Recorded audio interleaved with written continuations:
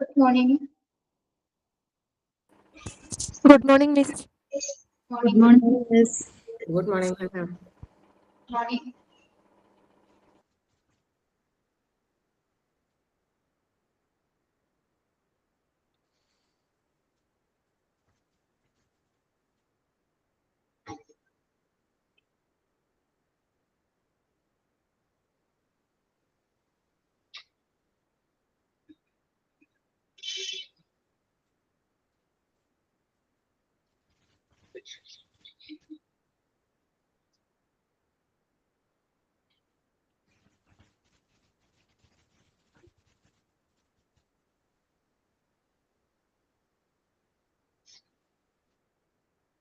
Morning.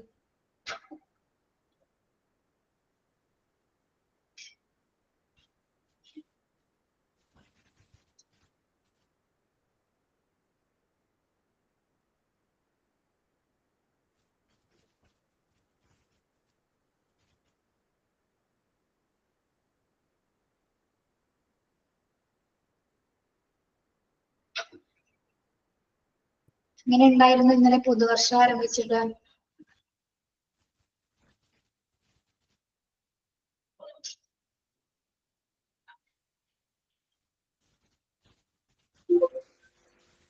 കേൾക്കുന്നില്ലേ?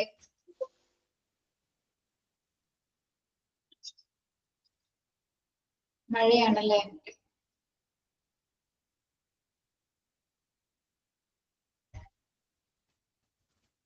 നിങ്ങൾ പണ്ടൊരു പഴഞ്ചൊല്ല് കേട്ടിട്ടില്ലേ? ചിങ്ങത്തിലെ മഴ ചിനുങ്ങി ചിനുങ്ങിയത്. പക്ഷെ ചിനുങ്ങി ചിനുങ്ങിയൊന്നല്ല, അതിശക്തമായ മഴയാണല്ലേ? എന്തൊരു മഴ പെയ്യുന്നത്! പഴഞ്ചൊല്ലിനൊക്കെ മാറ്റിമറിച്ചുകൊണ്ടാണ് മഴ പെയ്യുന്നത്.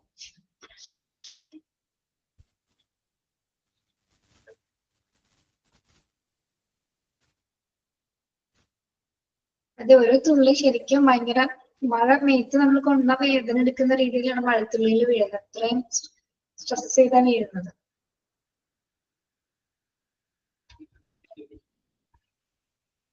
ഓണത്തിന് തെളിയുമെന്ന് നമുക്ക് വിചാരിക്കും അല്ലെ? നിങ്ങളെല്ലാരും ഓണമൊക്കെ ആഘോഷിക്കാറുള്ളല്ലേ?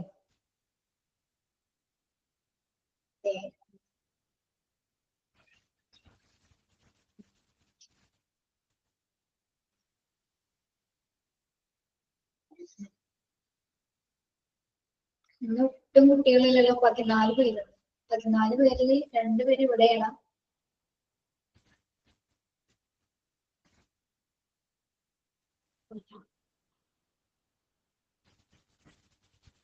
വീക്കെൻഡ് ഒക്കെ കഴിഞ്ഞുകൊണ്ടാണ് ആരും ഇല്ലാത്ത.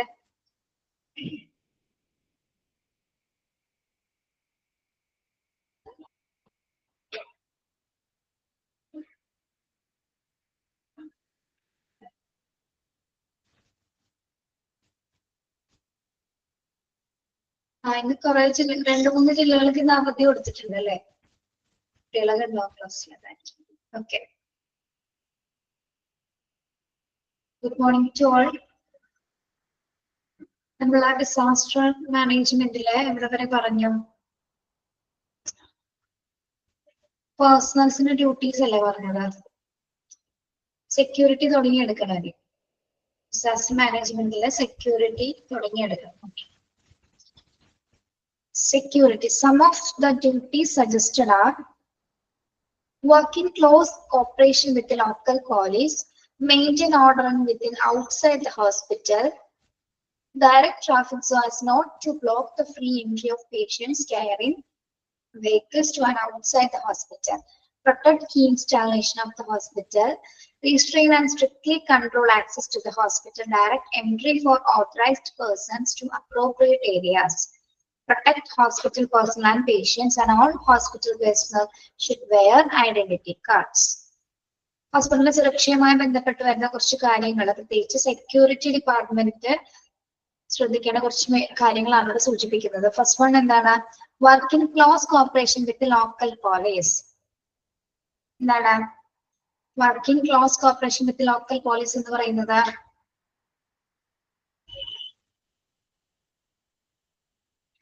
ഇവിടെ തൊട്ടടുത്ത ഏരിയയിലെ പോലീസ് സ്റ്റേഷൻസുമായിട്ട് എന്താണ് ഒരു കോർപ്പറേഷൻ ഉണ്ടായിരിക്കണം അല്ലെ? കാരണം ഡിസാസ്റ്റർ ആയതുകൊണ്ട് തന്നെ എന്താണ് എത്രയും പെട്ടെന്ന് ഒരു പോലീസിന് അല്ലെങ്കിൽ അത്തരത്തിലുള്ള ഒരു സംഘടനയുടെ ആവശ്യമുണ്ട് നമുക്ക്. പോലീസുമായിട്ട് നല്ല റിലേഷൻഷിപ്സ് മെയിൻറ്റെയിൻ ചെയ്യേണ്ടതുണ്ട്. പ്രത്യേകിച്ച് ഒരു ക്രോസ് കോർപ്പറേഷൻ തന്നെ ഉണ്ടായിരിക്കേണ്ടതാണ് security ഡിപ്പാർട്ട്മെന്റുമായി. Next one, maintain order within and outside the hospital. Maintain order within and outside the hospital. ആശുപത്രിക്കകത്തും പുറത്തും നമ്മൾ എന്ത് കൺട്രോൾ ചെയ്യണം? ഒരു ഓർഡറിൽ ഒരു ക്രമം പാലിക്കേണ്ടതുണ്ട്. അതായത് എന്താണ് വളരെയധികം ശ്രദ്ധ കൊടുക്കേണ്ട ഏരിയയാണ്. നമുക്കറിയാം ചിലപ്പോൾ ഒരുപാട് പേഷ്യൻസും അല്ലെങ്കിൽ ഒരുപാട് ആൾക്കാർ വരുന്ന സമയത്ത് പല രീതിയിലുള്ള അക്രമങ്ങളോ അല്ലെങ്കിൽ എന്തെങ്കിലും തരത്തിലുള്ള മോശമായ പ്രവർത്തനങ്ങളൊക്കെ സംഭവിക്കാനുള്ള സാധ്യതയുണ്ട് പുറത്തും അകത്തും ഒക്കെ. അപ്പോൾ അവിടെ എന്താണ് ഹോസ്പിറ്റലിൽ പുറത്തും അകത്തും നമ്മൾ എന്താണ് കൃത്യമായിട്ടുള്ള ഓർഡർ പാലിക്കേണ്ടത് അല്ലെങ്കിൽ കൃത്യമായ പ്രോട്ടോകോൾസ് പാലിച്ചിട്ട് വേണം അകത്തേക്കും പുറത്തേക്കും ആൾക്കാരെ നമ്മൾ കയറ്റാനും പുറത്തേക്ക് വിടാനും ഒക്കെ പാടുള്ളൂ. അത് സെക്യൂരിറ്റി ഡിപ്പാർട്ട്മെന്റ്സ് ആണ് ഇത് കൂടുതലായിട്ട് കൈകാര്യം ചെയ്യേണ്ടത്. Then direct traffic so as not to block the free entry of patients carrying vehicles to and outside the hospital. എന്താണ് direct traffic so as not to block the free entry of patients എന്ന് പറയുന്നത്? ആശുപത്രിയിലേക്ക് പുറത്തേക്ക് വരുന്ന ആൾക്കാരുണ്ടാവില്ല ആ ഒരു സിറ്റുവേഷൻസിൽ. ആ സമയത്ത് എന്താണ് ട്രാഫിക് ബ്ലോക്സ് വരാനായിട്ട് പാടുന്നില്ല. ഇപ്പൊ പേഷ്യൻസിനെ കൊണ്ടുവരുന്നതുണ്ടാവും, അതേപോലെ തന്നെ പേഷ്യൻസ് തിരിച്ചു പോകുന്നതുണ്ടാവും അല്ലെ? അതായത് പേഷ്യൻസിനെ കൊണ്ടുപോകാനായിട്ട് വരുന്ന വാഹനങ്ങൾ ഉണ്ടാവാം. ആ സമയത്ത് മറ്റു വാഹനങ്ങൾക്ക് വരുന്നതാണെങ്കിൽ ഒരിക്കലും നമ്മൾ എന്താണ് പ്രത്യേകിച്ച് അവിടെ ഒരു ബ്ലോക്ക് വരാനുള്ള സാധ്യത ഉണ്ടാവും. എത്രയും പെട്ടെന്ന് നമുക്ക് ട്രീറ്റ്മെന്റ് കൊടുക്കുന്നതിന് വേണ്ടിയിട്ടാണ് പേഷ്യൻസ് എത്തുന്നത് അല്ലെ? ആ സമയത്ത് എന്താണ് നമ്മൾ പ്രത്യേകമായിട്ടും അവരുടെ പ്രവേശനം തടയാതിരിക്കുന്ന രീതിയിലുള്ള ട്രാഫിക് ബ്ലോക്ക് വരാത്തുള്ള രീതിയിലുള്ള സജ്ജീകരണങ്ങൾ ചെയ്യേണ്ടത് അത്യാവശ്യമാണ്. Okay, then protect key installation of the hospital. Protect key installation of the hospital. Key installation എന്ന് പറയുന്നത് എന്താണ്? പ്രത്യേകമായിട്ടുള്ള ഏരിയാസുകൾ നമ്മൾ പരിരക്ഷിക്കേണ്ടതുണ്ട്. പ്രത്യേകിച്ച് ഏതൊക്കെ ഏരിയാസ് ആണ്? Emergency department, hospital working areas, power stations അല്ലെങ്കിൽ generators, water tanks, water supplies etcetera. അതായത് ഈ പ്രധാനപ്പെട്ട എല്ലാ എമർജൻസി സിറ്റുവേഷൻസിലും ഈ പ്രധാനപ്പെട്ട ഏരിയാസിലെ സേവനങ്ങൾ അത്യാവശ്യമാണ് അല്ലെ? ജനറേറ്റേഴ്സ് പ്രത്യേകമായിട്ട്, പവർ സ്റ്റേഷൻ, അതുപോലെ തന്നെ വാട്ടർ സപ്ലൈ തുടങ്ങി മറ്റു ഹോസ്പിറ്റൽ വർക്കിംഗ് ഏരിയാസിലൊക്കെ എന്താണ് അവിടെയുള്ള എല്ലാ തരം കീ ഇൻസ്റ്റാളേഷൻസ് അല്ലെങ്കിൽ അവിടുത്തെ എല്ലാ പ്രവർത്തന മേഖലകളും എന്താണ് നമ്മൾ പ്രൊട്ടക്ട് ചെയ്യേണ്ടതുണ്ട്. Okay, then fifth one, restrain and strictly control access to the hospital. Direct the entry for authorized person. Direct entry for the authorized person to appropriate areas. Ambulance, emergency, related to waiting area, media to media rooms. ഇവിടെ എന്താ പറയുന്നത്? നമ്മൾ ആശുപത്രിയിലേക്കുള്ള പ്രവേശനം നിയന്ത്രിക്കുക എന്നുള്ളതാണ് പറയുന്നത്. പ്രത്യേകിച്ച് ചില ഏരിയാസിൽ, അതായത് ഓതറൈസ്ഡ് ആയിട്ടുള്ള പേഴ്സൺസ് അല്ലെങ്കിൽ നമ്മൾ പോകേണ്ട ആൾക്കാർ എവിടെയാണോ പോകേണ്ടത് ആ ഒരു പ്ലേസിലേക്ക് മാത്രമായിരിക്കും നമ്മൾ കയറ്റി വിടേണ്ടത്. പ്രത്യേകിച്ച് ആംബുലൻസിന് എങ്ങോട്ടാണ് കയറ്റി വിടേണ്ടത്? നമ്മളിവിടെ എക്സാമ്പിൾ കൊടുത്തിരിക്കുന്നത് എവിടെയാണ്? ആംബുലൻസിന് എമർജൻസിയിലേക്ക് വിടുക. അതുപോലെ തന്നെ റിലേറ്റീവ്സിന് എങ്ങനെയാണ്? Waiting areas. മീഡിയന് എവിടെയാണ്? മീഡിയ റൂം അല്ലെ? അപ്പൊ ഓരോരുത്തരും അവർക്ക് പറഞ്ഞിരിക്കുന്ന പ്ലേസിലേക്ക് മാത്രമായിരുന്നു നമ്മൾ അവരെ കടത്തിവിടേണ്ടത്. ഓക്കെ, ആ ഒരു രീതിയിലുള്ള സജ്ജീകരണങ്ങളാണ് അവിടെ സ്ട്രിക്റ്റ് ചെയ്യേണ്ടത്. മനസ്സിലായത്? അതിന്റെ എക്സാമ്പിൾ ആണ് കൊടുത്തിരിക്കുന്നുണ്ടോ? അപ്പൊ അപ്രോപ്രിയേറ്റ് ഏരിയാസിലേക്ക് മാത്രം പറഞ്ഞ ആൾക്കാർ മാത്രം അങ്ങോട്ടേക്ക് പോകാൻ പാടുള്ളൂ. അതായത് ഇപ്പൊ പേഷ്യൻസിന്റെ റിലേറ്റീവ്സ് ഇരിക്കേണ്ടത് എവിടെയാണ്? വെയിറ്റിംഗ് ഏരിയാസിൽ. ആംബുലൻസ് എവിടെയായിരിക്കണം? എമർജൻസി ഏരിയാസിലേക്ക്. അതുപോലെ തന്നെ മീഡിയ എവിടെയായിരിക്കും? മീഡിയക്ക് വേണ്ടി പ്രത്യേകമായ ഒരു റൂം ഉണ്ടായിരിക്കും. ഓക്കെ, അപ്പൊ തരംതിരിച്ചിരിക്കുന്ന ഏരിയയിലേക്ക് മാത്രമായിരിക്കണം നമ്മൾ അവരെ പ്രവേശിപ്പിക്കേണ്ടത്, അവിടെ നിയന്ത്രിക്കേണ്ടതും ചെയ്യേണ്ടത്. ഓക്കെ, മനസ്സിലായോ? Fifth point. Next, protect hospital personnels and patients. Security department ഏറ്റവും പ്രധാനപ്പെട്ട ഒരു ഡ്യൂട്ടിയാണ് എന്ത്? Protect hospital persons and patients. Hospital സ്റ്റാഫുകളെയും അവരുടെ പേഷ്യൻസിനെ പ്രൊട്ടക്ട് ചെയ്യാന്ന് പറയുന്നത് അല്ലെ? അത് തന്നെയാണ് ഏറ്റവും വലിയൊരു ഡ്യൂട്ടി എന്ന് പറയുന്നത്. ഓക്കെ, ആശുപത്രി ജീവനക്കാരെയും രോഗികളെയും സംരക്ഷിക്കുക. Then all hospital personnel should wear identity cards. എല്ലാ ഹോസ്പിറ്റൽ സ്റ്റാഫുകളും എന്താണ്? കൃത്യമായിട്ട് ID കാർഡ് ധരിച്ചിട്ടുണ്ടായിരിക്കണം. അത് നിർബന്ധമാണ്. അത് അവരുടെ സുരക്ഷയുമായി ബന്ധപ്പെട്ട് തന്നെയാണ് അല്ലെ? അവിടുത്തെ സ്റ്റാഫ് ആണെങ്കിലും അവിടെ ഹോസ്പിറ്റലിലുള്ള ആളാണെന്ന് നമുക്ക് തിരിച്ചറിയുന്നതിന് വേണ്ടി കൂടിയാണ് നിർബന്ധമായിട്ട് നമ്മൾ ID കാർഡ്സ് ഉപയോഗിക്കാനായിട്ട് പറയുന്നത്. ഓക്കെ, അപ്പൊ സെക്യൂരിറ്റിയുമായി ബന്ധപ്പെട്ടുള്ള കുറച്ച് ഡ്യൂട്ടീസ് എന്തൊക്കെയാണ് ഇവിടെ പറയുന്നത്? നമ്മളൊന്ന് ഫസ്റ്റ് വൺ, ലോക്കൽ പോലീസുമായിട്ട് നല്ലൊരു കോർപ്പറേഷൻ ഉണ്ടായിരിക്കണം. ഹോസ്പിറ്റലിന് പുറത്തും അകത്തും അങ്ങനെ നല്ലൊരു ഓർഡേഴ്സ് നമ്മൾ മെയിൻറ്റെയിൻ ചെയ്യേണ്ടതുണ്ട്. പിന്നെ പേഷ്യൻസിനെ കൊണ്ടുപോകുന്ന സമയത്ത് അല്ലെങ്കിൽ മറ്റ് വാഹനങ്ങൾ അകത്തേക്ക് പ്രവേശിക്കുന്ന സമയത്ത് യാതൊരു വിധത്തിലുള്ള ബ്ലോക്കേജസ് ഒന്നും ഉണ്ടാവാതിരിക്കാനായിട്ട്, അതായത് വാഹനങ്ങളുമായി ബന്ധപ്പെട്ട് ട്രാഫിക് ബ്ലോക്സ് ഉണ്ടാവാതിരിക്കാനായിട്ട് ശ്രദ്ധിക്കുക. ദെൻ എല്ലാ കീ ഇൻസ്റ്റാളേഷൻസും പ്രൊട്ടക്ട് ചെയ്തിട്ടുണ്ടായിരിക്കണം. എമർജൻസി ഡിപ്പാർട്ട്മെന്റുമായും ഹോസ്പിറ്റൽ വർക്കിംഗ് ഏരിയാസുമായും പവർ സ്റ്റേഷൻസ് ആയിട്ടും ജനറേറ്റേഴ്സ് അല്ലെങ്കിൽ വാട്ടർ ടാങ്ക്സ്, വാട്ടർ സപ്ലൈ മുതലായവയുമായിട്ടുള്ള എല്ലാ തരത്തിലുള്ള ഇൻസ്റ്റാളേഷനും നമ്മൾ പ്രൊട്ടക്ട് ചെയ്യേണ്ടതുണ്ട്. ഓക്കെ, ദെൻ പിന്നെന്താ പറയുന്നത്, അപ്രോപ്രിയേറ്റ് ഏരിയാസിൽ നമ്മൾ കൃത്യമായിട്ട് ആളുകൾ കൺട്രോൾ ചെയ്യേണ്ടതുണ്ട്. സ്ട്രിക്ട്ലി അവർ ആ ഒരു പ്ലേസിൽ മാത്രമായിരിക്കണം പോകേണ്ടത്. ആംബുലൻസ് എമർജൻസി ഡിപ്പാർട്ട്മെന്റിലേക്കും മീഡിയ ബോക്സിലേക്കും മാത്രമായിരിക്കണം കടത്തിവിടേണ്ടത്. പിന്നെ എല്ലാ ഹോസ്പിറ്റൽ പേഷ്യൻസിനെയും സ്റ്റാഫുകളെയും സംരക്ഷിക്കേണ്ടതുണ്ട്. അതോടൊപ്പം തന്നെ എന്താണ്, എല്ലാ ഹോസ്പിറ്റൽ പേഷ്യൻസും അല്ലെങ്കിൽ സ്റ്റാഫുകള് ID കാർഡ്സുകള് നിർബന്ധമായും ധരിക്കേണ്ടതാണ്. ഓക്കെ, ഇതാണ് സെക്യൂരിറ്റി റിലേറ്റഡ് ആയിട്ട് വരുന്ന ഡ്യൂട്ടീസ് എന്ന് പറയുന്നത്. മനസ്സിലായോ അത്?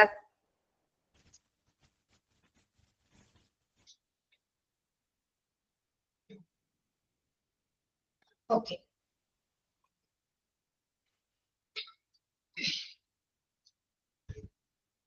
ക്ലിയർ ആണല്ലോ? വേറെ സംശയമൊന്നുമില്ലല്ലോ? അതിൽ എളുപ്പമായതുകൊണ്ടാണ് വേഗം പറഞ്ഞു പോയത്. Next one, triage. നമ്മള് കുറെ പ്രാവശ്യം ഇങ്ങനെ ട്രയേജ് എന്നിങ്ങനെ പറഞ്ഞു അല്ലെ. എന്താണ് ട്രയേജ്, എങ്ങനെയാണ് ട്രയേജ് കാറ്റഗറീസ് വരുന്നത് എന്ന് നോക്കാം. Triage, the process of sorting people based on their requirement for immediate medical treatment as compared to their chance of benefiting from such care. Triage is done in emergency rooms, disasters and wars, when limited medical resources must be allotted to enhance the number of survivors. നമ്മൾ പഠിച്ചു triage എന്താണെന്ന് അല്ലെ, sort ചെയ്യാന്നാണ് നമ്മൾ പഠിച്ചത്. എന്തനുസരിച്ചിട്ടാണ് sort ചെയ്യുന്നത്? പേഷ്യൻസിന്റെ severity നോക്കി അല്ലെ, കണ്ടീഷൻസിന്റെ severity നോക്കിയിട്ടാണ് പേഷ്യൻസിന് നമ്മൾ, അതായത് അവരുടെ ആവശ്യങ്ങൾ അനുസരിച്ച് റിക്വയർമെന്റ്സ് അനുസരിച്ചിട്ട് ഇമ്മീഡിയറ്റ് കൊടുക്കേണ്ടത് ആർക്കാണ് ട്രീറ്റ്മെന്റ് കൊടുക്കേണ്ടത് എന്നതിനനുസരിച്ച് നമ്മൾ പേഷ്യൻസിനെ കാറ്റഗറൈസ് ചെയ്യും അല്ലെങ്കിൽ ഡിവൈഡ് ചെയ്യുന്ന ഒരു പ്രോസസ്സാണ് എന്താ ട്രയേജ് എന്ന് പറയുന്നത്. Okay, yes. അപ്പൊ ഇവിടെ പ്രത്യേകമായിട്ട് നമ്മൾ ശ്രദ്ധിക്കേണ്ട എന്താണ്, അടിയന്തര വൈദ്യ സഹായം കൊടുക്കുന്ന സമയത്ത് നമ്മൾ പ്രത്യേകമായിട്ടും എല്ലാ റിസോഴ്സസും എല്ലാവർക്കും കൊടുക്കാൻ പറ്റില്ല അല്ലെ. അതായത് പ്രത്യേകിച്ച് ഒരു ഡിസാസ്റ്റർ നടക്കുന്ന സമയത്ത് എന്താണ്, ലിമിറ്റഡ് ആയിട്ടുള്ള റിസോഴ്സസ് മാത്രമായിരിക്കും ഉണ്ടാവുന്നത് അല്ലെ. പ്രത്യേകിച്ച് ലിമിറ്റഡ് റിസോഴ്സസ് മാത്രമേ ഉണ്ടാക്കിയപ്പോൾ നമ്മൾ ആദ്യം എന്ത് ചെയ്യും, പ്രയോറിറ്റി അനുസരിച്ചുള്ള ആൾക്കാർക്ക് മാത്രമേ അത് കൊടുക്കുള്ളൂ അല്ലെ. പ്രയോറിറ്റി എന്ന് പറയുമ്പോൾ എന്താണ്, ഏറ്റവും ക്രിട്ടിക്കൽ സിറ്റുവേഷൻസിൽ വന്ന പേഷ്യന്റ് ഏതാണ്, ആ പേഷ്യൻസിനെ രക്ഷിക്കാനല്ലേ നമ്മൾ നോക്കുള്ളൂ. അപ്പൊ ആ പേഷ്യൻസിനായിരിക്കും നമ്മൾ ആദ്യം സോർട്ട് ഔട്ട് ചെയ്യുന്നത്. അപ്പൊ എല്ലാ റിസോഴ്സും നമുക്ക് എല്ലാവർക്കും കൊടുക്കാനായിട്ട് സാധിക്കില്ല. പ്രയോറിറ്റി അനുസരിച്ച് മാത്രമായിരിക്കും നമുക്ക് എന്ത് ചെയ്യാൻ സാധിക്കുന്നത്, പേഷ്യൻസിന് ട്രീറ്റ്മെന്റ് കൊടുക്കാനായിട്ട് സാധിക്കുന്നത്. അതിൽ ഇമ്മീഡിയറ്റ് കൊടുക്കുന്നവരുണ്ടാവും, ഡിലേഡ് കൊടുക്കുന്നവരുണ്ടാവും, പിന്നെ കുറെ അത് നമ്മൾ 3 കാറ്റഗറീസ് ആയിട്ട് വരുന്നുണ്ട്. നമ്മൾ എക്സ്പ്ലെയിൻ ചെയ്ത് പഠിക്കും കേട്ടോ. അപ്പൊ ട്രയേജ് എന്ന് പറയുന്നത് എന്താണ്, പേഷ്യൻസിന്റെ റിക്വയർമെന്റ്സ് അനുസരിച്ച് അല്ലെങ്കിൽ അവരുടെ കണ്ടീഷൻ അനുസരിച്ച് പേഷ്യൻസിനെ സോർട്ട് ചെയ്യുന്ന പ്രക്രിയയാണ് എന്താ ട്രയേജ് എന്ന് പറയുന്നത്. പ്രധാനമായിട്ടും ട്രയേജ് ഉണ്ടാവുന്നത് എമർജൻസി റൂംസിൽ അല്ലെ. നമ്മളിത് ചെയ്യുന്നത് എവിടെയാണ്, എമർജൻസി റൂമിൽ, പ്രത്യേകിച്ച് ഡിസാസ്റ്റർ സിറ്റുവേഷൻസിൽ അല്ലെങ്കിൽ വാർ ഇതൊക്കെ നടക്കുന്ന സമയത്താണ് നമ്മൾ പേഷ്യൻസിനെ തരം തിരിച്ച് മാറ്റിയെടുക്കുന്നത്. ഓക്കെ, മനസ്സിലായോ ട്രയേജ് എന്താണെന്ന്? ശരിക്കും പറഞ്ഞാൽ നമ്മൾ അതിജീവിച്ചവരുടെ എണ്ണം പരിമിതപ്പെടുത്തുന്ന ഒരു പ്രക്രിയയാണ് അല്ലെ. എത്ര പേര് കൃത്യമായിട്ട് നമുക്ക് അതിൽ നിന്നാണ് നമ്മൾ തരം തിരിച്ചെടുക്കുന്നത്. ഓക്കെ, അതിന് മരണപ്പെട്ടവരുണ്ടാവാം ആ സോർട്ട് ചെയ്യുന്ന സമയത്ത്, അല്ലെങ്കിൽ നമ്മൾ അവിടെ ചെന്നിട്ട് അല്ലെങ്കിൽ പേഷ്യൻസിനെ ചിലപ്പോൾ വന്ന സിറ്റുവേഷൻസ് തന്നെ ചിലപ്പോൾ മരിച്ചവരുണ്ടാവും അല്ലെ. ഓക്കെ, അങ്ങനത്തെ കണ്ടീഷൻസും വരാറുണ്ട്. അപ്പൊ നമ്മൾ ട്രയേജിൽ എങ്ങനെയാണ് നമ്മൾ പേഷ്യൻസിനെ സോർട്ട് ചെയ്യുന്നത്, കാറ്റഗറൈസ് ചെയ്യുന്നത്? അതിന് പ്രധാനമായിട്ടും 4 കാറ്റഗറി ഉണ്ട്. കാറ്റഗറി 1, 2, 3, 4. ഓക്കെ, കാറ്റഗറി 1 എന്ന് പറയുന്നത് എന്താണ്, ഇമ്മീഡിയറ്റ് ട്രീറ്റ്മെന്റ്. അപ്രോക്സിമേറ്റ്ലി 20% പ്രയോറിറ്റി 1 ആണ് ഇമ്മീഡിയറ്റ് ട്രീറ്റ്മെന്റ് കൊടുക്കേണ്ട കേസസുകൾ. സെക്കൻഡ് കാറ്റഗറി എന്താണ്, ഡിലേഡ് ട്രീറ്റ്മെന്റ്. ഡിലേഡ് ട്രീറ്റ്മെന്റ് എന്ന് പറഞ്ഞാൽ എന്താണ്, 40% പ്രയോറിറ്റി 2 ആണ് അല്ലെ. നമ്മൾ ഡിലേഡ് ആയിട്ടുള്ള കെയർ കൊടുത്താലും മതിയാകും. ദെൻ കാറ്റഗറി 3 മിനിമൽ ട്രീറ്റ്മെന്റ് കൊടുക്കുന്നത് അല്ലെ. അപ്രോക്സിമേറ്റ്ലി 40% പ്രയോറിറ്റി 3 ആണ്. അതായത് ചെറിയ ഇഞ്ചുറീസുകളുമായി ബന്ധപ്പെട്ട. കാറ്റഗറി 4 എന്താണ്, എക്സ്പെക്ടന്റ് ട്രീറ്റ്മെന്റ് ആണ്. എക്സ്പെക്ടന്റ് ട്രീറ്റ്മെന്റ് എന്ന് പറഞ്ഞാൽ എന്താണ്, അതായത് dying or injured within no chance of survival, അതായത് അതിജീവിക്കാൻ സാധ്യതയില്ലാത്ത കേസസ് ഇത്. നമുക്ക് ഓരോ കേസസും നോക്കാം. കാറ്റഗറി 1 ഇമ്മീഡിയറ്റ് ട്രീറ്റ്മെന്റ് കൊടുക്കേണ്ട കേസുകൾ എന്തൊക്കെയാണ്? പ്രയോറിറ്റി 1 ആണ് കേട്ടോ. സിവിയർ ബ്ലീഡിങ് അല്ലെ, സിവിയർ ആയിട്ട് ബ്ലീഡിംഗ് ഉള്ള പേഷ്യൻസ് ഉണ്ടാവാം. Obstruction of respiratory tract, pneumothorax, haemothorax, hypovolemic shock, extremely severely injured, facial burns, burns to upper respiratory tract. ഇതൊക്കെ കേട്ടിട്ടുണ്ടോ നിങ്ങള്? സിവിയർ ബ്ലീഡിംഗ് അറിയാൻ പറ്റും അല്ലെ, ഫേഷ്യൽ ബേൺസും കേട്ടിട്ടുണ്ടാവും. ബാക്കിയുള്ള രോഗാവസ്ഥകൾ കേട്ടിട്ടുണ്ടോ?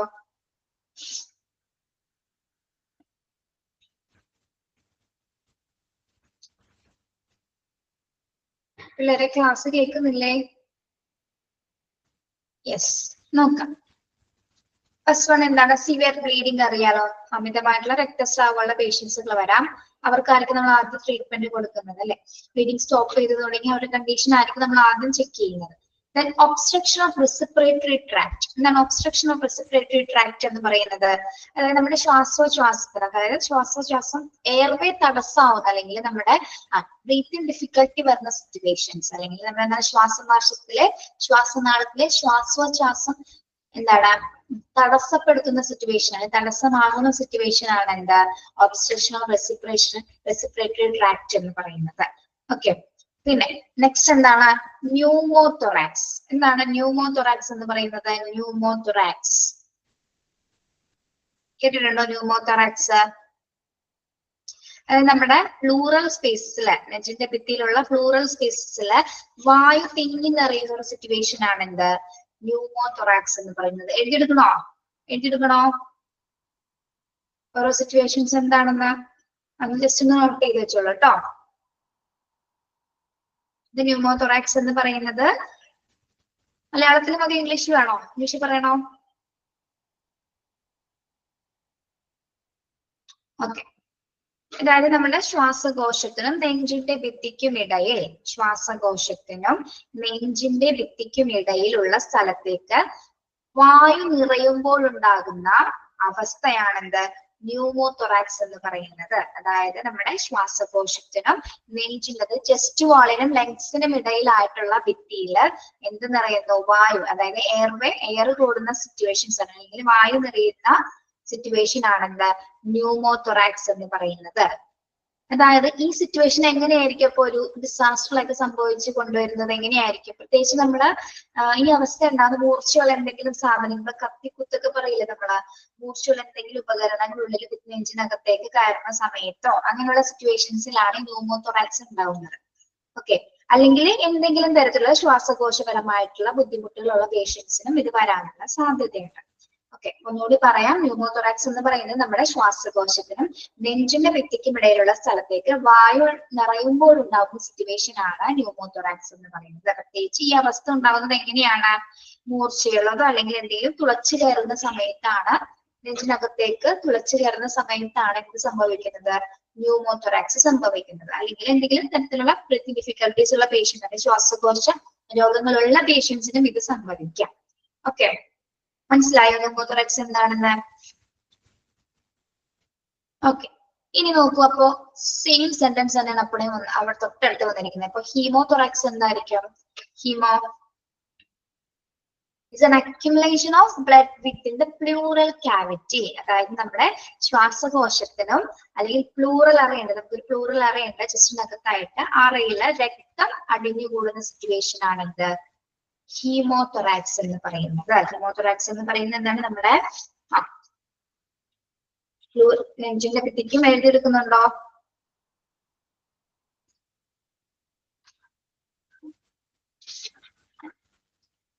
എഴുതിയെടുക്കുന്നുണ്ടോ? എഴുതിയെടുത്തോളൂ കേട്ടോ. നെഞ്ചിന്റെ ഭിത്തിയിലും ശ്വാസകോശത്തിന്റെ ഇടയിലുള്ള ഒരു നമ്മുടെ ചെസ്റ്റ് വാളിനും ലങ്സിനും ഇടയിലാണ് ഈ പ്ലൂറൽ ക്യാവിറ്റി എന്ന് പറഞ്ഞ സ്പേസ് ഉള്ളത്. അവിടെ എന്ത് വരുന്ന സിറ്റുവേഷൻ ആണ്? അവിടെ രക്തം അടിഞ്ഞു കൂടുമ്പോഴാണ് ഹീമോതൊറാക്സ് എന്ന സിറ്റുവേഷൻ ഉണ്ടാകുന്നത്. അതുകൊണ്ട് പറയാം, ശ്വാസകോശത്തിനും നെഞ്ചിന്റെ ഭിത്തിക്കും ഇടയിലുള്ള പ്ലൂറൽ അറയില് രക്തം അടിഞ്ഞു കൂടുമ്പോഴാണ് എന്തുണ്ടാകുന്നത്? ആ ഒരു ഗുരുതരമായ ഒരു അവസ്ഥയാണ് കേട്ടോ. നോർമൽ സിറ്റുവേഷൻ അല്ലാതെ ഗുരുതരമായിട്ടുള്ള ഒരു അവസ്ഥയാണ് ഹ്യൂമോതൊറാക്സ് എന്ന് പറയുന്നത്. അപ്പോൾ നമുക്ക് പെട്ടെന്ന് നെഞ്ചിനകത്ത് എന്തെങ്കിലും ആഘാതങ്ങൾ സംഭവിക്കുമ്പോഴോ അല്ലെങ്കിൽ അങ്ങനെ ആഘാതം സംഭവിക്കുന്ന സമയത്താണ് ഹ്യൂമോതൊറാക്സ് ഉണ്ടാവുന്നത്. അതേപോലെ തന്നെ ഇതിന്റെ സിംറ്റം എന്ന് പറഞ്ഞാൽ നമുക്ക് കഠിനമായ ചെസ്റ്റ് പെയിൻ ആണ് വരുന്നത്. ഇത് അമിതമായിട്ടുള്ള നെഞ്ചുവേദന വരാനുള്ള സാധ്യതയുണ്ട്. അപ്പോൾ തന്നെ ബ്രീത്തിങ് ഡിഫിക്കൽട്ടീസ് വരാനുള്ള സാധ്യതയുണ്ട് ഇത് ഈ ഒരു സിറ്റുവേഷൻസ് വന്നു കഴിഞ്ഞാൽ. ഓക്കെ, എന്ത് വെച്ചു? അപ്പോ നെഞ്ചിന്റെ ഭിത്തിക്കും ശ്വാസകോശത്തിനും ഇടയിലുള്ള പ്ലൂറൽ അറയിലെ രക്തം അടിഞ്ഞുകൂടുന്ന സിറ്റുവേഷൻ, രക്തം കട്ട പിടിക്കുന്ന ഒരു സിറ്റുവേഷൻ ആണ് എന്ത്? ഹീമോതൊറാക്സ് എന്ന് പറയുന്നത്. രണ്ടും അങ്ങോട്ടും ഇങ്ങോട്ടും മാറി പോകരുത് കേട്ടോ. ന്യൂമോതൊറാക്സിലെ എന്താണ് തിങ്ങി നിറയുന്നത്? ന്യൂമോതൊറാക്സിലെ എയർ ആണ് അല്ലെ. ഹീമോതൊറാക്സിൽ എന്താണ് കട്ട പിടിക്കുന്നത് അല്ലെങ്കിൽ അടിഞ്ഞുകൂടുന്നത്? ബ്ലഡ് ആണ് കേട്ടോ. ആ ഒരു തരംതിരിയായ ഡിഫറൻസ് മാത്രം മനസ്സിലാക്കിയാൽ മതി. Okay, clear? ശരി, next one, hypovolaemic shock. Hypovolaemic shock. Hypovolaemic shocks എന്ന് പറയുന്നത് എന്തായിരിക്കും? അതായത് നമ്മളുടെ ഡീഹൈഡ്രേഷൻ പോലെ അല്ലെങ്കിൽ നിർജ്ജലീകരണം പോലെ ഉണ്ടാകുന്ന ഒരു സിറ്റുവേഷൻ ആണ് എന്ത്? അതായത് ചിലപ്പോ നമ്മള് ഭക്ഷണമൊന്നും കഴിക്കാത്ത സിറ്റുവേഷൻ, അല്ലെങ്കിൽ വെള്ളം കുടിക്കാൻ പറ്റാത്ത, അല്ലെങ്കിൽ അമിതമായിട്ട് രക്തം ഇല്ലാതായി കഴിഞ്ഞാൽ, രക്തം ഒരുപാട് ഒലിച്ചു പോയി കഴിഞ്ഞാലും രക്തനഷ്ടം സംഭവിച്ചു കഴിഞ്ഞാലും ഈ ഒരു സിറ്റുവേഷൻ ഉണ്ടാവാറുണ്ട്. അതാണ് എന്ത്? ഹൈപ്പോവോളമിക് ഷോക്ക് എന്ന് പറയുന്നത്. അതായത് രക്തം ഇപ്പൊ നമ്മൾ എന്തെങ്കിലും ഇഞ്ചുറിയൊക്കെ പറ്റിയിട്ട് ഒരുപാട് സമയം രക്തം പോയ ആൾക്കാരുണ്ടാവും അല്ലെ. അങ്ങനെയുള്ളവർക്കാണ് എന്ത് സംഭവിക്കുന്നത്? ഹൈപ്പോവോളമിക് ഷോക്ക് സംഭവിക്കുന്നത്. രക്തത്തിന്റെ അളവ് കുറയുമ്പോഴുള്ള സിറ്റുവേഷൻ, അല്ലെങ്കിൽ നിർജ്ജലീകരണം മൂലം, കഠിനമായിട്ടുള്ള ഡീഗ്രേഡേഷൻ മൂലം ഇത് സംഭവിക്കാനുള്ള സാധ്യതയുണ്ട്. ഓക്കെ, അല്ലെങ്കിൽ രക്തത്തിന്റെ അപര്യാപ്തത മൂലമാണ് എന്ത് സംഭവിക്കുന്നത്? ഹൈപ്പോവോളമിക് ഷോക്ക് സംഭവിക്കുന്നത്. ഇതൊക്കെ നമ്മള് ട്രയേജിലെ കാറ്റഗറി 1 ഇമ്മീഡിയറ്റ് ട്രീറ്റ്മെന്റ് കൊടുക്കുന്ന കേസസ് ആണ് പറയുന്നത് കേട്ടോ. ശ്രദ്ധിക്കാം. Next, extremely severely injured. അറിയാലോ എക്സ്ട്രീമിറ്റി സിവിയർലി ഇഞ്ചേർഡ് എന്താണ്? എക്സ്ട്രീമിറ്റി സിവിയർലി ഇഞ്ചേർഡ് എന്ന് പറയുന്നത്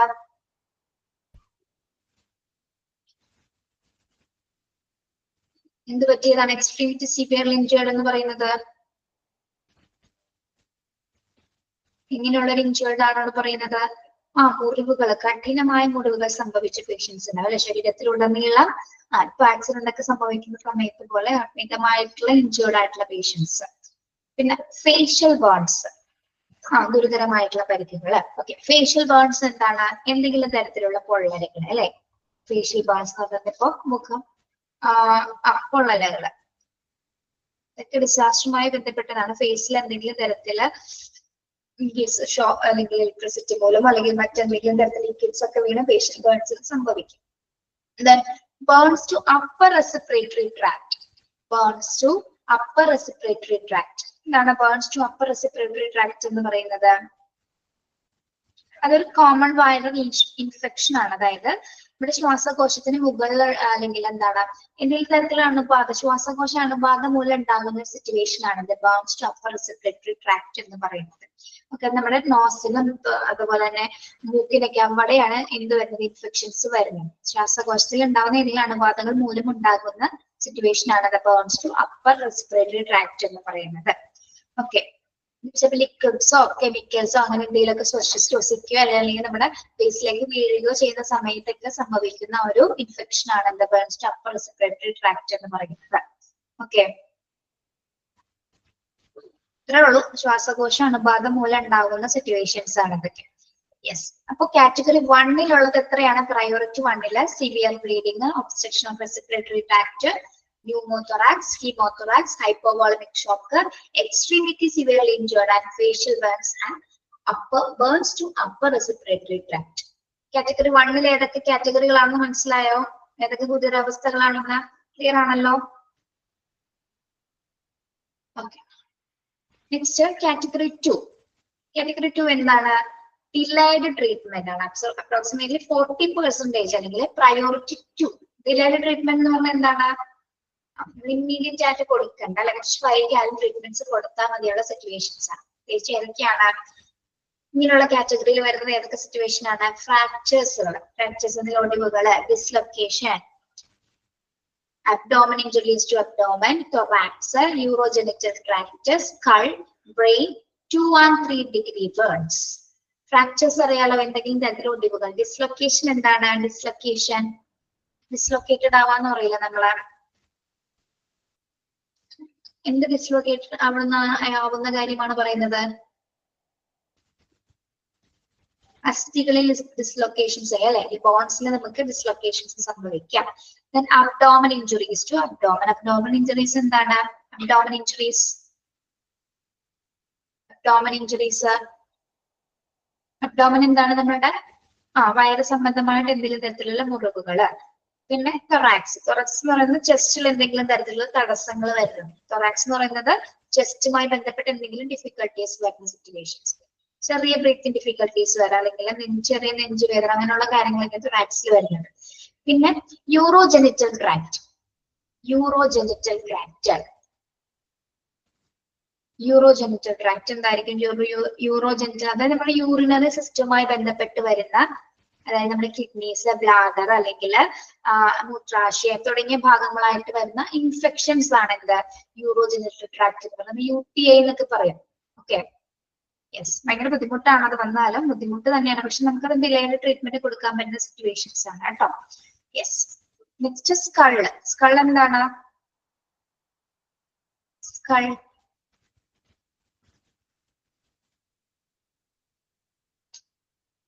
സ്കൾ എന്താണ്? തലയോട്ടി, എല്ലാണ്. അതെങ്ങനെ ഇവിടെ പറയും തലയോട്ടി ഇങ്ങനെ കാറ്റഗറി 2 വരുന്നത്?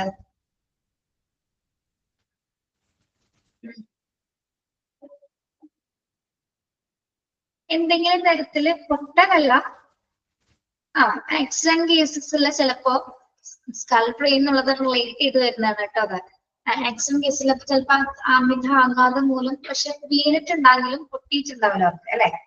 പൊട്ടലൊന്നും പുറമെ ഉണ്ടാവില്ല, പക്ഷെ അകത്ത് വലിയ കുഴപ്പമില്ല. പക്ഷെ പെയിൻ ഉണ്ടാവും, അല്ലെ? നമ്മുടെ തല അടിച്ചു വീഴുന്ന സമയത്ത് നമുക്ക് തലയുടെ മുകളിൽ അല്ലെങ്കിൽ മുഴച്ചു വരെയൊക്കെ ചെയ്യില്ലേ? ഒരു ആഘാതം വരുന്ന സിറ്റുവേഷൻ, അത് ചിലപ്പോ ഒരു ആ ഷോക്കിൽ സംഭവിക്കുന്നതായിരിക്കും. ചിലപ്പോൾ ഉള്ളിൽ അകത്തൊന്നും ചിലപ്പോ കുഴപ്പമുണ്ടായിരിക്കുന്നതാണ്, പെയിൻ മാത്രമേ ഉണ്ടാവുള്ളൂ. പിന്നെ ബ്രെയിൻ റിലേറ്റഡ് ആയിട്ട്, അതായത് തലയ്ക്ക് ഇപ്പൊ വീഴുമ്പോ സംഭവിക്കുന്ന ചെറിയ തരത്തിലുള്ള, അതായത് നമ്മുടെ ശരിക്കും പറഞ്ഞാൽ ഈ ബ്രെയിൻ റിലേറ്റഡ് വരുന്നതും എന്തിൽ കൊടുക്കേണ്ടതാണ്? കാറ്റഗറി 1 വരുന്നതല്ലേ ബ്രെയിൻ, അല്ലേ? യെസ്. പക്ഷെ അതവിടെ കൊടുത്തിട്ടില്ല, പക്ഷെ ചെറിയ പരിക്കുകളായിരിക്കാം. കാറ്റഗറി 2 കൊടുക്കുന്നത് ചെറിയ പരിക്കുകളായിരിക്കും. തലയടിച്ച് വീഴുക അല്ലെങ്കിൽ എന്തെങ്കിലും തരത്തിൽ തലയിലേക്ക് എന്തെങ്കിലും സാധനങ്ങൾ വീഴുക, അങ്ങനെയൊക്കെ സംഭവിച്ചതായിരിക്കും. പക്ഷെ ഇമ്മീഡിയറ്റ് കെയർ കൊടുക്കേണ്ട സിറ്റുവേഷൻ അല്ലായിരിക്കും, അതുകൊണ്ടായിരിക്കും അങ്ങനെ കൊടുത്തിരിക്കുന്നത്. Okay, next 2 and 3 degree burns. 2 and 3 degree burns എന്താണ്? അളവാണ് കൊടുത്തിരിക്കുന്നത്. പൊള്ളലിന്റെ കൃത്യമായ ഒരു അളവ് കൊടുത്തിട്ടുണ്ട്, അല്ലെ? പ്രത്യേകിച്ച് നമുക്ക് നമ്മുടെ സ്കിന്നിന് 2 ലെയേഴ്സ് ഉണ്ട്, അറിയാമോ നിങ്ങൾക്ക്? നമ്മുടെ സ്കിന്നിന് 2 ലെയറുകൾ ഉണ്ട്. ഒന്ന് ഔട്ടർ ലെയർ ഉണ്ട്, അണ്ടർലൈൻ ലെയർ ഉണ്ട്. ഔട്ടർ ലെയറും ഉണ്ട്, അണ്ടർലൈൻ ലെയർ ഉണ്ട്. അതായത് ഈ 2 എന്ന് പറയുമ്പോൾ എന്താണ്? ഇതിൽ ഏതെങ്കിലും ഒന്നിനും സംഭവിക്കുന്നതായിരിക്കും. അതായത് 2 ഡിഗ്രി ബേൺസ് എന്ന് പറഞ്ഞാൽ നമ്മുടെ ഔട്ടർ ലെയറിലോ ഏതെങ്കിലും ഒരു ലെയറിൽ മാത്രം സംഭവിക്കുന്ന പൊള്ളലായിരിക്കും. പക്ഷെ 3 ഡിഗ്രി ബേൺസ് എന്ന് പറഞ്ഞാൽ എന്തായിരിക്കും? Destroy the all layers of the skin, അല്ലെ? അതായത് എല്ലാ ലെയേഴ്സും പൊള്ളിപ്പോകുന്ന സിറ്റുവേഷൻ. അതായത് 3 ഡിഗ്രി എന്ന് പറഞ്ഞാൽ ഏറ്റവും ആഴം കൂടിയതാണ് പൊള്ളല്. നമ്മൾ ഈ പറഞ്ഞ ലെയറുകളെല്ലാം നശിച്ചു പോകുന്ന പൊള്ളലാണ് എന്താ? 3 ഡിഗ്രി ബേൺസ് എന്ന് പറയുന്നത്. ഓക്കെ, മനസ്സിലായോ? ലെയേഴ്സ് വേണമെങ്കിൽ ഇവിടെ എഴുതി വെച്ചോ. ഔട്ടർ ലെയർ ഉണ്ട്, അണ്ടർലൈൻ ലെയർ ഉണ്ട്. നമുക്ക് അണ്ടർലൈൻ ലെയർ ഉണ്ട്, ഔട്ടർ ലെയർ ഉണ്ട്. അതാണ് 2 ഡിഗ്രി ബേൺസിൽ വരുന്നത്. അതിൽ ഏതെങ്കിലും ഒന്ന് പൊള്ളലേറ്റാല്. 3 ഡിഗ്രി ബേൺസ് എന്ന് പറയുമ്പോൾ ഈ ലെയറുകളെല്ലാം തന്നെ ഡിസ്ട്രോയിഡ് ആയി പോകുന്ന സിറ്റുവേഷൻ ആണ് എന്താ? 3 ഡിഗ്രി ബേൺസ് പറയുന്നത് കേട്ടോ. ഓക്കെ, കാറ്റഗറി 2 എന്ന് പറയുന്നത് ഡിലേഡ് ട്രീറ്റ്മെന്റ് ആണ്, പ്രയോറിറ്റി 2 ആണ്. എന്തൊക്കെ വരുന്നുണ്ട് അതില്? ഫ്രാക്ചേഴ്സ് വരുന്നുണ്ട്, dislocation, abdomen injuries, thorax, urogenital tract, skull, brain, 2 and 3 degree burns. Okay, clear ആണോ? യെസ്. Next category 3. കാറ്റഗറി 3 വരുന്ന എന്താണ്? മിനിമൽ ട്രീറ്റ്മെന്റ് കൊടുത്ത കേസസ് ആണ്, അല്ലെ? അപ്രോക്സിമേറ്റ്ലി 40%. പ്രയോറിറ്റി 3 ആണ്. മിനിമൽ ട്രീറ്റ്മെന്റ് എന്ന് പറയുന്നത് minor Woods, small fracture and sprain. Minor Woods എന്ന് പറഞ്ഞാൽ ചെറിയ പരിക്കുകൾ, അല്ലെ? ചെറിയ മുറിവുകൾ വരുന്നത്. അതുപോലെ സ്മോൾ ഫ്രാക്ചർ, ചെറിയ ഒടിവുകൾ വരുന്നത്. സ്പ്രെയിൻ എന്താണ്? നമ്മൾ ഉളുക്കുക എന്ന് പറയല്ലേ? കൈകാലുകൾ കുളുക്കുക എന്ന് പറയില്ല, അതിനാണ് സ്പ്രെയിൻ എന്ന് പറയുന്നത്, അല്ലെ? കൈയൊലി കുളുങ്ങി, കാലൊളുങ്ങി എന്നൊക്കെ നമ്മൾ പറയാറില്ലേ? ഓക്കെ, ചിലപ്പോ പേടിച്ച് ഓടുന്ന സമയത്ത് അറിയുന്ന എങ്ങനെ വെറുതെ നിന്ന് നടക്കുന്ന സമയത്താണെങ്കിൽ കൈയും കാലം കൊടുക്കാറുണ്ട് നമുക്ക്. ഇതാണ് സ്ട്രെയിൻ എന്ന് പറയുന്നത് കേട്ടോ. ഓക്കെ, ഇനി category 4 expected treatment. Dying or injured with no chance of survival. Category 4 എന്ന് പറയുന്നത് ആരാണ്? അതിജീവിക്കാൻ ഒട്ടും സാധ്യതയില്ലാത്ത കേസുകളാണ്. അപ്പോ ഒന്നില്ലെങ്കിൽ എന്താണ് മരിച്ചുകൊണ്ടിരിക്കുന്ന പേഷ്യൻസ് ആയിരിക്കാം, അല്ലെങ്കിൽ അതിജീവിക്കാൻ സാധ്യതയില്ലാത്ത പേഷ്യൻസ്. അപ്പൊ നമുക്ക് ചില കണ്ടീഷൻസ് കണ്ടാൽ അറിയാൻ പറ്റും അല്ലെ. ഹോസ്പിറ്റലിൽ എത്തുന്നേക്കുമ്പോൾ മരിച്ചിട്ടുണ്ടാവും, അല്ലെങ്കിൽ അവിടെ എത്തി കഴിഞ്ഞതിന് ശേഷം മരിക്കുന്നവരുണ്ട്. ഓക്കെ, അതാണ് കാറ്റഗറി 4 വരുന്ന എക്സ്പെക്ടഡ് ട്രീറ്റ്മെന്റ് എന്ന് പറയുന്നത്. ഓക്കെ, അപ്പൊ നമ്മൾ ട്രയേജ് അനുസരിച്ച് പേഷ്യൻസിനെ 4 രീതിയിൽ നമ്മൾ ക്ലാസിഫൈ ചെയ്യുന്നു. കാറ്റഗറി 1 തുടങ്ങി 4 വരെ. കാറ്റഗറി 1 നമ്മൾ എന്താണ് ഇമ്മീഡിയറ്റ് ട്രീറ്റ്മെന്റ് ആണ് കൊടുക്കുന്നത്. സിവിയർ ബ്ലീഡിംഗ് തുടങ്ങി burns to upper respiratory tract തുടങ്ങി ഗുരുതരമായിട്ടുള്ള സിറ്റുവേഷൻസ് ആണ് കാറ്റഗറി 1 വരുന്നത്. 2 ഡിലേഡ് ട്രീറ്റ്മെന്റ് ആണ്. ഫ്രാക്ചേഴ്സ് മുതൽ ബേൺസ് വരെയുള്ള കാര്യങ്ങളാണ്, 3 ഡിഗ്രി ബേൺസ് വരെയുള്ള കാര്യങ്ങളാണ് കാറ്റഗറി 2 പ്രയോറിറ്റി 2 കൊടുക്കുന്നത്. പ്രയോറിറ്റി 3 ഏതാണ്? മിനിമൽ ട്രീറ്റ്മെന്റ് കൊടുക്കുന്ന കേസസുകളാണ്. അതായതൊക്കെയാണ് മൈനർ ഗുഡ്സ് തുടങ്ങി സ്ട്രെയിൻ വരെ. കാറ്റഗറി 4 എന്ന് പറയുന്നത് അതിജീവിക്കാൻ സാധ്യതയില്ലാത്ത കേസുകളാണ്. ഓക്കെ, മനസ്സിലായോ 4 കാറ്റഗറി? Okay, next tagging. നമുക്ക് ഈ പേഷ്യൻസിനെ ടാഗ് ചെയ്യുന്ന കാര്യം പറഞ്ഞു അല്ലെ. നമ്മൾ പ്രയോറിറ്റി അനുസരിച്ചിട്ടാണ് പേഷ്യൻസിനെ നമ്മുടെ ഡിസാസ്റ്റർ സിറ്റുവേഷൻസിൽ ടാഗ് ചെയ്യുന്നത്. ടാഗ് ചെയ്യുന്നത് പറയുന്നത് എന്തുകൊണ്ടാണ്? കളർ കോഡ്സ് ഉപയോഗിച്ചുകൊണ്ട് നമുക്ക് ഇവിടെ പെട്ടെന്ന് ഐഡന്റിഫൈ ചെയ്യുന്നതിന് വേണ്ടിയിട്ടും, അല്ലെങ്കിൽ ഏതൊക്കെ പ്രയോറിറ്റി ഉള്ള പേഷ്യൻസ് ആണെന്ന് തിരിച്ചറിയുന്നതിന് വേണ്ടിയിട്ടാണ് നമ്മൾ ടാഗ് ചെയ്യുന്നത് അല്ലെ. ഫസ്റ്റ് വൺ എന്താണ്? Critical patients. ക്രിട്ടിക്കൽ പേഷ്യൻസിന് നമ്മൾ ഏത് കളർ ടാഗ് ആണ് കൊടുക്കുന്നത്? ഫസ്റ്റ് കൊടുക്കുന്നത്, ഫസ്റ്റ് പ്രയോറിറ്റി കൊടുക്കുന്ന കേസസ് ആണ് ക്രിട്ടിക്കൽ പേഷ്യൻസിന് റെഡ് ടാഗ്. അർജന്റ് ആയിട്ടുള്ള പേഷ്യൻസിന് എന്താണ്? Yellow tags. സെക്കൻഡ് അർജന്റ് പേഷ്യൻസിന് yellow tags. Then walking wounded green tag. Walking wounded എന്ന് വെച്ചാൽ പരിക്കേറ്റിട്ടുണ്ട് പക്ഷെ നടന്നു പോകാൻ പറ്റുന്ന പേഷ്യൻസ് ഉണ്ടാവും അല്ലെ, നടക്കാൻ പറ്റുന്ന പേഷ്യൻസ്, അവർക്ക് ഗ്രീൻ കളറിലെ ടാഗ് ആണ്. തേർഡ് പ്രയോറിറ്റി ആണ് അവർക്ക്. Dead and dying black tag അല്ലെ. ലാസ്റ്റ് ബ്ലാക്ക് ടാഗ്സ് ആണ് കാറ്റഗറൈസ് ചെയ്യുന്നത്. ഓക്കെ, 4 ടാഗുകളുടെ പേരുകൾ അല്ലെങ്കിൽ ഏതൊക്കെ കളറുകൾ ഏതിനൊക്കെ ഡിനോട്ട് ചെയ്യുന്നത് പഠിച്ചു വെക്കാം കേട്ടോ. Critical patients red, urgent patients yellow, walking wounded green ആണ്, ബ്ലാക്ക് ടാഗ് ഡെഡ് പേഷ്യൻസ് അല്ലെങ്കിൽ dead patients. Okay, next start. നമ്മൾ കാറ്റഗറൈസ് ഒക്കെ ചെയ്തതിനു ശേഷം കുറച്ച് കാര്യങ്ങൾ നമ്മൾ റാപ്പിഡ് ആയിട്ട് കൊടുക്കേണ്ട കുറച്ച് ട്രീറ്റ്മെന്റ്സ് ഉണ്ട്. നമുക്കറിയാം, നമ്മളിപ്പോ ഒരു സിറ്റുവേഷൻ വന്നാൽ നമ്മൾ ആദ്യം ചെക്ക് ചെയ്ത് നമ്മൾ പൾസ് നോക്കാറുണ്ട് അല്ലെ. പൾസ് നോക്കില്ലേ? പൾസ് നോക്കും സ്റ്റെതസ്കോപ്പ് ഉപയോഗിച്ചുകൊണ്ട് എന്താണ് ഡോക്ടേഴ്സ് പെട്ടെന്ന് പരിശോധിക്കാറുണ്ട്. ആദ്യമായിട്ട് ചെയ്യുന്ന കാര്യങ്ങൾ.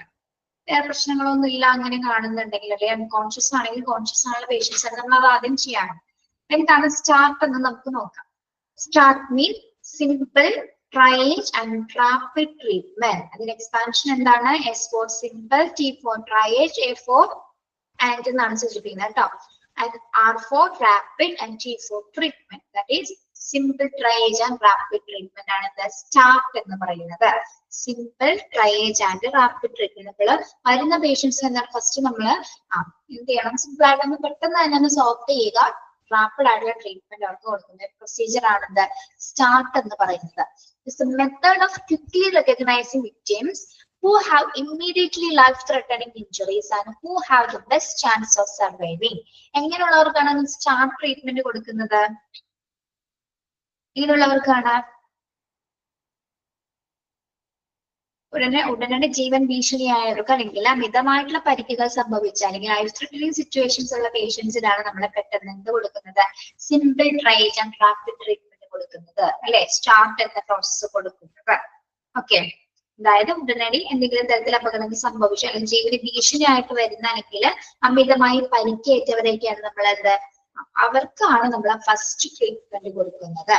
Okay, yes. അപ്പൊ അങ്ങനെ ഇമ്മീഡിയറ്റ്ലി കൊടുക്കേണ്ട ഫസ്റ്റ് കുറച്ച് കാര്യങ്ങളാണ് ഒന്ന്. ഫസ്റ്റ് സ്റ്റെപ്പ് എന്ന് പറയുന്നത് എന്താണ്? സ്റ്റാർട്ടിന്റെ ഫസ്റ്റ് സ്റ്റെപ്പ് എന്ന് പറയുന്നത് സോർട്ട് ഔട്ട്. ഒരു ഫസ്റ്റ് എയ്ഡ് പോലെ തന്നെ, നമ്മൾ ഫസ്റ്റ് എയ്ഡ് പോലെ തന്നെ ഇമ്മീഡിയറ്റ് ആയിട്ടുള്ള ട്രീറ്റ്മെന്റ് കൊടുക്കേണ്ടവർക്കും ആദ്യം ചെയ്യുന്ന കുറച്ച് കാര്യങ്ങളുണ്ട് അല്ലെ. ആദ്യം ചെയ്യേണ്ട അവർക്ക് ഫസ്റ്റ് എന്തെങ്കിലും അവരുടെ കണ്ടീഷൻ നമുക്കൊന്ന് നോക്കിയാൽ മാത്രമേ അവർക്ക് എന്താണെന്നുള്ളത് ആദ്യം എന്ത് ട്രീറ്റ്മെന്റ് കൊടുക്കണോ നമുക്ക് തീരുമാനം. അതായത് ഒരു നമ്മുടെ ബയോമെട്രിക് വാല്യൂസ് ചെക്ക് ഇവാലുവേറ്റ് ചെയ്യണം അല്ലെ, പൾസ് പ്രത്യേകമായി നോക്കണം, ബ്ലീഡിങ് എത്രത്തോളം ഉണ്ടെന്നൊക്കെ കൃത്യമായി നോക്കിയതിന് ശേഷം മാത്രമാണ് നമ്മൾ ട്രീറ്റ്മെന്റ് കൊടുക്കുന്നത്. അതിന് തൊട്ട് വന്ന് ചെയ്യേണ്ട ഫസ്റ്റ് എയ്ഡ് പോലുള്ള ഒരു കാര്യമാണ് എന്താ സ്റ്റാർട്ട് എന്ന് പറയുന്നത്. ഓക്കെ, അപ്പൊ അതിൽ ഫസ്റ്റ് നമ്മൾ നോക്കുന്നതാണ് പേഷ്യന്റിനെ സോർട്ട് ഔട്ട് ചെയ്യും. Sort out victim into ambulatory and non-ambulatory by giving verbal instruction. First നമ്മൾ എന്താ ചെയ്യുന്നത്, ഇവരെ സോർട്ട് ഔട്ട് ചെയ്യും. വിക്ടിംസിനെ സോർട്ട് ഔട്ട് ചെയ്യുന്നത് എങ്ങനെയാണ്, ambulatory and non-ambulatory, അതായത് വെർബൽ ഇൻസ്ട്രക്ഷൻസ് കൊടുക്കും. അതായത് നിങ്ങൾ കേൾക്കുന്നുണ്ടോ, പറയുന്നത് കേൾക്കുന്നു, കമാൻഡ് തരാറില്ലേ ഡോക്ടേഴ്സ്, ഇങ്ങനെ പറയുന്ന കാര്യം കേൾക്കുന്നുണ്ടോ, നിങ്ങൾ കോൺഷ്യസ് ആണോ എന്ന രീതിയിൽ പേഷ്യൻസ് റെസ്പോണ്ട് ചെയ്യുന്നുണ്ടെങ്കിൽ പേഷ്യൻസ് എന്താണ് വലിയ കുഴപ്പമില്ല നമുക്ക് തിരിച്ചറിയാൻ സാധിക്കും. അപ്പൊ ആൾക്ക് അതിനനുസരിച്ചുള്ള കെയർ കൊടുത്താൽ മതി എന്നുള്ളത് നമുക്ക് മനസ്സിലാവും. ചിലപ്പോൾ ചിലവർക്ക് പരിക്കൊന്നും പറ്റിയിട്ടുണ്ടാവില്ല, പക്ഷെ മിണ്ടാതെ കിടക്കുന്നുണ്ടാവില്ല, അൺകോൺഷ്യസ് ആയിട്ട് കിടക്കുന്നവരുണ്ടാവും. അങ്ങനെയുള്ളവർക്ക് ആയിരിക്കും നമ്മൾ ഡോക്ടർ ഇപ്പം കുട്ടി വിളിക്കും, കമാൻഡ് ചെയ്യും, നിങ്ങൾ കേൾക്കുന്നുണ്ടോ, കൈ ഉയർത്താൻ പറ്റുന്നുണ്ടോ, കാല് ഉയർത്താൻ പറ്റുന്നുണ്ടോ, കമാൻഡ് ചെയ്ത് നോക്കും. വെർബൽ ഇൻസ്ട്രക്ഷൻസ് കൊടുക്കുന്നത് ആള് കേൾക്കുന്നുണ്ടോ, കോൺഷ്യസ് ആണോ എന്ന് അറിയാൻ വേണ്ടിയിട്ടാണ്. സോർട്ട് ചെയ്തതിനു ശേഷം അങ്ങനെ ആംബുലേറ്ററിന്ന് നോൺ ആംബുലേറ്ററി നമ്മൾ തരംതിരിക്കും. ഇമ്മീഡിയറ്റ് അതിൽ നിന്ന് ആരൊക്കെയാണ് നമുക്ക് തിരിച്ചറിയാനായിട്ട് സാധിക്കും. പിന്നെന്താണ്, റെസ്പോൺസ് അനുസരിച്ചിട്ടാണ് ഇവിടെ നോക്കുന്നത്. ഫസ്റ്റ് സ്റ്റെപ്പിൽ ആള് റെസ്പോണ്ട് ചെയ്യുന്നുണ്ടോ. സെക്കൻഡ് ആള് റെസിപ്രേഷൻ നോക്കും. റെസിപ്രേഷൻ എങ്ങനെയാണ് നോക്കുന്നത്, നമ്മള് ശ്വാസോച്ഛ്വാസത്തിന്റെ മിനിറ്റിൽ എത്ര തവണ, എത്ര മിനിറ്റ്സിൽ എങ്ങനെയായിരിക്കണം റെസിപ്രേഷൻ വേണ്ടത്. 30 ബീറ്റ്സിന് താഴെ, ഹാർട്ട് ബീറ്റ്സിന് 30 മിനിറ്റ്സിന് താഴെയാണെങ്കിൽ എന്താണ് ഇമ്മീഡിയറ്റ് ട്രീറ്റ്മെന്റ് കൊടുക്കണം അല്ലെ. ബീറ്റ്സ് 30 മിനിറ്റ്സിന് താഴെയാണ് ഇമ്മീഡിയറ്റ് ട്രീറ്റ്മെന്റ്സ് നമ്മൾ കൊടുക്കണം. റെസ്പിറേഷൻ കൃത്യമായിട്ട് അത് ചെക്ക് ചെയ്യും.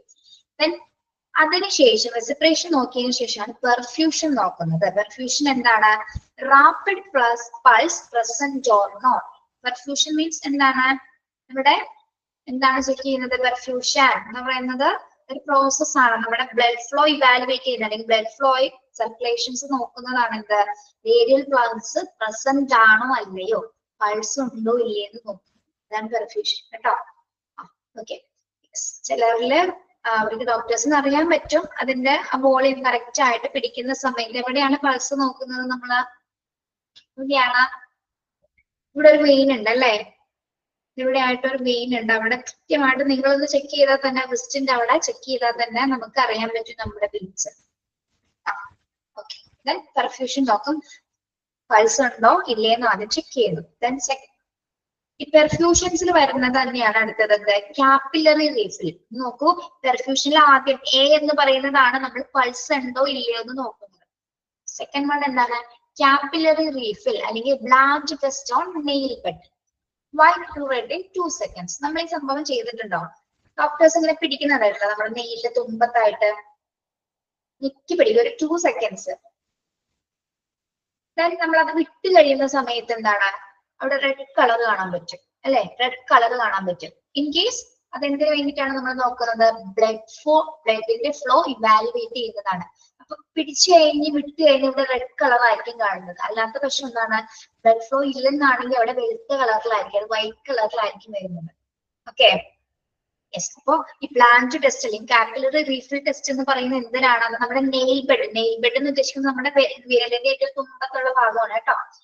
അവിടെ പിടിക്കുന്ന സമയത്ത്, അതായത് ബ്ലാഞ്ച് ടെസ്റ്റ് എന്ന് പറയുന്നത് ബ്ലഡ് ഫ്ലോ ഇവാലുവേറ്റ് ചെയ്യുന്നതിനുള്ള ടെസ്റ്റ് ആണ് ബ്ലാഞ്ച് ടെസ്റ്റ് അഥവാ കാപ്പിലറി റീഫിൽസ് എന്ന് പറയുന്നത്. ഇങ്ങനെ ചെക്ക് ചെയ്യുമ്പോൾ കൃത്യമായിട്ട് അറിയാൻ പറ്റും. ഓക്കെ, നോർമലി കേസസ് ഒക്കെ ആണെങ്കിൽ പെട്ടെന്ന് പിടിക്കുമ്പോൾ നമുക്ക് അറിയാൻ സാധിക്കും. ഓക്കെ, മനസ്സിലായോ. അപ്പൊ പെർഫ്യൂഷൻ എന്ന് പറയുന്നത് ഫസ്റ്റ് എയിൽ എന്താണ് നമ്മൾ നോക്കുന്നത്, പൾസ് ഉണ്ടോ ഇല്ലേ എന്ന് നോക്കും. ശ്രദ്ധിക്കണം കേട്ടോ, പൾസ് ഉണ്ടോ എന്ന് നോക്കും. അതിനുശേഷം ബ്ലാഞ്ച് ടെസ്റ്റ് ചെയ്ത് നോക്കും. നെയിൽ ബെഡില് 2 seconds നമ്മൾ അമർത്തി പിടിച്ചതിന് ശേഷം എന്താണ്, റെഡ് കളർ ആണെങ്കിൽ ആൾക്ക് ബ്ലഡ് ഫ്ലോ ഉണ്ട്, ബ്ലഡ് സർക്കുലേഷൻ നന്നായിട്ട് നടക്കുന്നുണ്ടെന്ന് നമുക്ക് മനസ്സിലാവും. അല്ലാത്ത പക്ഷം എന്താണ്, വൈറ്റ് കളർ ആയിരിക്കും കാണുന്നത്. ഓക്കെ, യെസ്, മനസ്സിലായല്ലോ അവിടെ വരെ.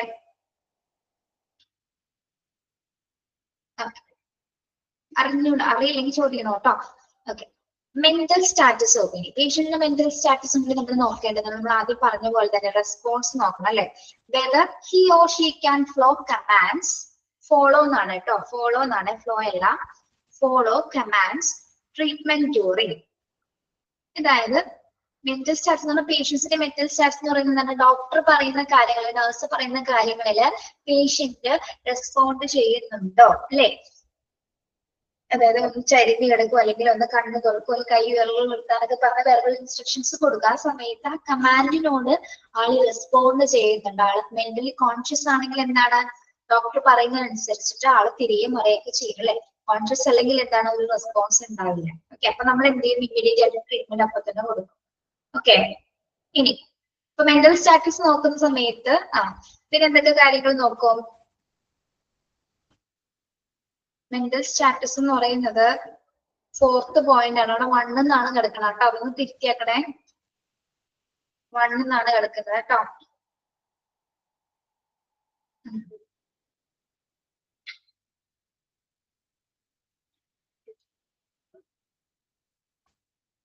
ഓക്കെ, ഇനി സ്റ്റാർട്ടിന്റെ ട്രീറ്റ്മെന്റ് നമ്മൾ ആരംഭിക്കുകയാണ്. അപ്പൊ ഇവിടെ വരെ നോക്കൂ, സ്റ്റാർട്ടിന്റെ ഫസ്റ്റ് സ്റ്റെപ്പുകളാണ് നമ്മൾ പറഞ്ഞത്. ഒന്ന്, പേഷ്യൻസിനെ നമ്മൾ സോർട്ട് ഔട്ട് ചെയ്യുന്നു, വെർബൽ ഇൻസ്ട്രക്ഷൻസ് കൊടുക്കുന്നു, റെസിപ്രേഷൻ നോക്കുന്നു, 30 ബീറ്റ്സിൽ കുറവാണോ അല്ലെങ്കിൽ കൂടുതലാണോ നമ്മൾ ചെക്ക് ചെയ്യുന്നു, പെർഫ്യൂഷൻ പൾസ് ഉണ്ടോ എന്ന് ചെക്ക് ചെയ്യുന്നു, ലാഞ്ച് ടെസ്റ്റ് നോക്കി ബ്ലഡിന്റെ ഫ്ലോ ഇവാലുവേറ്റ് ചെയ്യുന്നു. ആദ്യം അത്രയും കാര്യങ്ങൾ ചെയ്യുന്നു. ശേഷം അതോടൊപ്പം തന്നെ എന്താണ്, മെന്റൽ സ്റ്റാറ്റസ് കൂടെ പേഷ്യൻസ് റെസ്പോണ്ട് ചെയ്യുന്നതൊന്നും കൂടി നമ്മൾ ടെസ്റ്റ് ചെയ്യുന്നു.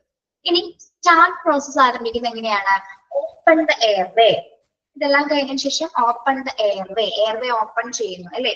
എയർവേ ഓപ്പൺ ചെയ്തതിനു ശേഷം എന്താണ്,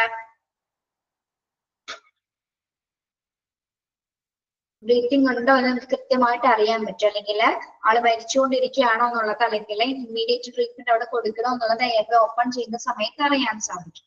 പിന്നെ സെക്കൻഡ് എന്താണ്, നമ്മൾ ബ്ലീഡിങ് സ്റ്റോപ്പ് ചെയ്യാൻ നോക്കും അല്ലെ, സ്റ്റോപ്പ് ദ ബ്ലീഡിങ്.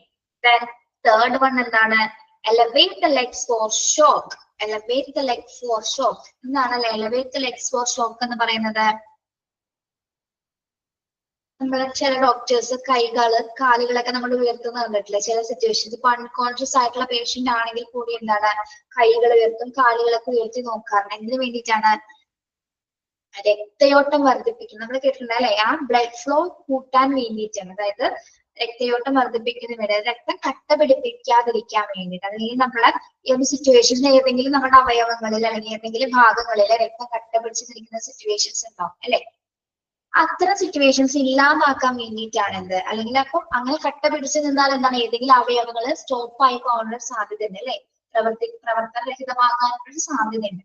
അപ്പൊ ആ ഒരു സിറ്റുവേഷൻ ഇല്ലാതിരിക്കാൻ വേണ്ടിയിട്ടാണ് നമ്മൾ എന്ത് ചെയ്യുന്നത്, എലിവേറ്റ് ലെഗ് ഫോർ ഷോക്ക്. അതായത് കൈകാലുകൾ ഉയർത്തി രക്തയോട്ടം നമ്മൾ കൃത്യമാക്കി മാറ്റുന്നത്. അതായത് ബ്ലഡ് സർക്കുലേഷൻ സ്മൂത്ത് ആക്കി മാറ്റും. ഓക്കെ, അല്ലെങ്കിൽ എന്താണ്, രക്തം കട്ട പിടിക്കുന്നത് വഴി ഏതെങ്കിലും അവയവങ്ങൾക്ക് തകരാറ് വരാനോ അല്ലെങ്കിൽ അത് പ്രവർത്തിക്കാതിരിക്കാനുള്ള സാധ്യത വരാനും കാരണമാണ്. Okay, yes. അപ്പോൾ സ്റ്റാർട്ടിലെ ഫസ്റ്റ് 3 സ്റ്റെപ്പുകളായിട്ടാണ് ആ ഒരു പ്രോസസ്സ് പറയുന്നത്. ഒന്ന് എയർവേ ഓപ്പൺ ചെയ്യുന്നു, ബ്ലീഡിങ് സ്റ്റോപ്പ് ചെയ്യുന്നു, പിന്നെ എന്താണ്, കൈകാലുകൾ ഉയർത്തിയതിനു ശേഷം എന്താണ്, ആ രക്തചംക്രമണം ഈസി ആക്കുന്ന അല്ലെങ്കിൽ രക്തയോട്ടം വർദ്ധിപ്പിക്കും. ഓക്കെ, ഇനി നമ്മളിപ്പോ പറഞ്ഞ കാര്യങ്ങളെല്ലാം കൂടി ഒരു ഫ്ലോ ചാർട്ടിൽ കൊടുത്തിട്ടുണ്ട്. അത് കാണാൻ പറ്റുന്നുണ്ടോ PDF-ല്?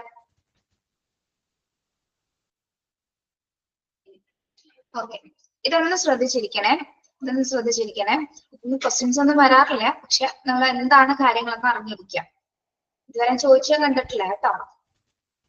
സ്റ്റാർട്ട് ട്രയേജ് പ്രോസസ്സ് നടക്കുന്നത് ഇഫ് പേഷ്യന്റ് ബ്രീത്തിങ്, ഞാൻ ഇതിൽ നോക്കട്ടെ, എനിക്ക് അതിൽ കാണാൻ പറ്റുന്നില്ല ശരിക്കും. ഈ പേഷ്യന്റ് ബ്രീത്തിങ്, പേഷ്യന്റ് ബ്രീത്ത്, നിങ്ങൾ ശ്രദ്ധിക്കണേ, പേഷ്യന്റ് ബ്രീത്ത് ചെയ്യുന്നുണ്ട് ഇല്ലെന്നാണെങ്കിലാണ് ഇവിടെ നോ കൊടുത്തിരിക്കുന്നത് കണ്ടോ. ഇനി പേഷ്യന്റ് ബ്രീത്ത് ഉണ്ട് എന്നാണെങ്കിലാണ് യെസ്. അതിനനുസരിച്ചിട്ടാണ് ബാക്കി കാര്യങ്ങൾ നമ്മൾ പറയാൻ പോകുന്നത്. ഓക്കെ, അപ്പൊ ഫസ്റ്റ് നോക്കാം, പേഷ്യന്റ് ബ്രീത്തിങ് ഇല്ല, നോ. എന്ത് ചെയ്യുന്നു, open patient airway, patient breathing. അപ്പൊ ഒന്നും കൂടി നമ്മൾ എന്ത് ചെയ്യും, ബ്രീത്തിങ് കാണുന്നില്ല അല്ലെങ്കിൽ പേഷ്യന്റിന് എയർവേ നമ്മളൊന്ന് ഓപ്പൺ ചെയ്ത് നോക്കും. എയർവേ ഓപ്പൺ ചെയ്യുന്ന സമയത്ത് യെസ് എന്നാണെങ്കിൽ, ഇതിൽ ചെറിയ രീതിയിലുള്ള ശ്വാസോച്ഛ്വാസം കാണുന്നുണ്ടെങ്കിൽ നമ്മൾ എന്ത് ചെയ്യണം, ഇമ്മീഡിയറ്റ് ആയിട്ട് കെയർ കൊടുക്കണം. അതാണ് യെസ് എന്നാണെങ്കിൽ ഇമ്മീഡിയറ്റ് കൊടുക്കുക, നോ എന്നാണെങ്കിൽ എന്താണ്, ആള് മരിച്ചുകൊണ്ടിരിക്കുക അല്ലെ, ഒന്നല്ലെങ്കിൽ ഡെഡ് ഓർ ഡൈയിങ് ആണ്. ഓക്കെ, പേഷ്യന്റ് ബ്രീത്തിങ് നോ എന്നാണെങ്കിൽ നമ്മൾ എയർവേ ഓപ്പൺ ചെയ്യുന്നു, എയർവേയില് ബ്രീത്തിങ് ചെറിയ രീതിയിൽ കാണിക്കുന്നുണ്ടെങ്കിൽ എന്താണ്, ഇമ്മീഡിയറ്റ് കെയർ കൊടുക്കും. അല്ലാത്ത പക്ഷെ നോ എന്നാണെങ്കിൽ ആള് മരിക്കുകയാണ് അല്ലെ. ഓക്കെ, ആ ഭാഗം മനസ്സിലായോ? ഈ ഒരു ഭാഗം നോ എന്നുള്ള കാര്യം ഇനി if patient breathing, yes patient breathe ചെയ്യുന്നുണ്ട് ഉണ്ടെങ്കിൽ എന്താണ് അവിടെ രണ്ട് കാര്യങ്ങൾ വരുന്നുണ്ട്. Less than 30 beats per minute. എന്താണ് ലെസ് ദാൻ 30 beats minute, അതായത് 30 ബീറ്റ്സിൽ കുറവാണെങ്കിൽ എന്താണ് നമ്മൾ ചെയ്യേണ്ടത്? ഇമ്മീഡിയറ്റ് കെയർ കൊടുക്കണം. ബീറ്റ്സ് കുറവാണെങ്കിൽ എന്ത് ചെയ്യണം? ഇമ്മീഡിയറ്റ് കെയർ കൊടുക്കുക. ഓക്കെ, ദെൻ ബീറ്റ്സ് കൂടുതലാണ്, 30 ബീറ്റ്സ് മിനിറ്റ്സിൽ കൂടുതലാണെങ്കിൽ എന്ത് ചെയ്യണം? റേഡിയൽ പൾസ് നമ്മൾ പ്രസന്റ് ആണോ എന്ന് നോക്കാം. അതായത് റേഡിയൽ പൾസ് പ്രസന്റ് ആണ്, പൾസ് ഉണ്ടോ എന്നുള്ളത് കൃത്യമായിട്ട് ചെക്ക് ചെയ്യുക. പൾസ് ഇല്ലെന്നാണെങ്കിൽ, ബീറ്റ്സ് ഉണ്ട് പൾസ് ഇല്ല എന്നുള്ള രീതിയിലാണ് കാണിക്കുന്നെങ്കിൽ എന്താണ്? ബ്ലീഡിങ് ഉടനടി കൺട്രോൾ ചെയ്യുക, ഇമ്മീഡിയറ്റ് കെയർ കൊടുക്കുക. ഇനി റേഡിയൽ പൾസ് പ്രസന്റ് ആണ്, യെസ് എന്നാണെങ്കിലോ access the mental status. Patient conscious ആണ്, നമുക്ക് കണ്ടു കഴിഞ്ഞാൽ ചിലപ്പോൾ മനസ്സിലാവില്ല, അല്ലെങ്കിൽ പൾസ് കൃത്യമായ രീതിയിലാണ് വോളിയം പോകുന്നത് നോക്കിക്കഴിഞ്ഞാൽ അറിയാൻ സാധിക്കും. അങ്ങനെയാണെങ്കിൽ ഫസ്റ്റ് വൺ എന്ത് ചെയ്യണം? Access the mental status. Can patient follow commands. അതായത് പേഷ്യന്റ് മെന്റൽ സ്റ്റാറ്റസ് നമ്മൾ അളന്നു നോക്കും. പേഷ്യന്റ് റെസ്പോണ്ട് ചെയ്യുന്നുണ്ടോ, ഡോക്ടർ പറയുന്ന കമാൻഡിന് റെസ്പോണ്ട് ചെയ്യുന്നുണ്ടോ എന്ന് നോക്കും. റെസ്പോണ്ട് ചെയ്യുന്നില്ല എങ്കിൽ എന്താണ്? റെസ്പോണ്ട് ചെയ്യുന്നില്ല, കൊടുക്കുന്ന ഇൻസ്ട്രക്ഷൻസിന് റെസ്പോണ്ട് ചെയ്യുന്നില്ലെങ്കിൽ എന്താണ്? നോ എന്നാണെങ്കിൽ എന്താണ്? എന്ത് കൊടുക്കണം? ഇമ്മീഡിയറ്റ് കെയർ കൊടുക്കണം അല്ലെ? നോ എന്നാണെങ്കിൽ ഇമ്മീഡിയറ്റ് കെയർ കൊടുക്കുക. യെസ് റെസ്പോണ്ട് ചെയ്യുന്നുണ്ടെങ്കിൽ എന്താണ്? ഡിലേഡ് കെയർ കൊടുത്താലും മതി അല്ലെ? പേഷ്യൻസിന് കുറച്ച് വൈകിയാണെങ്കിൽ നമുക്ക് ട്രീറ്റ്മെന്റ് കൊടുത്താലും കുഴപ്പമുണ്ടാവില്ല. ഓക്കെ, ഒന്നുകൂടി നോക്കാം.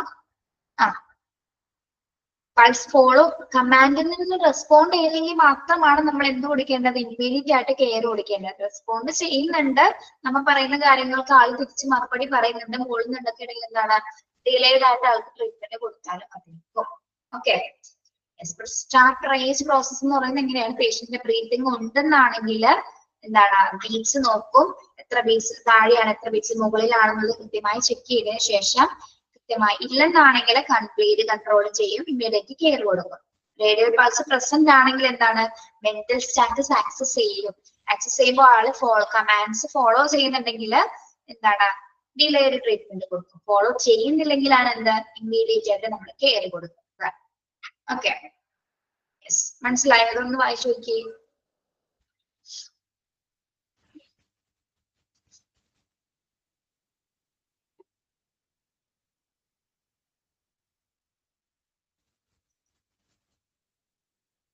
മനസ്സിലായോ പിള്ളേരെ?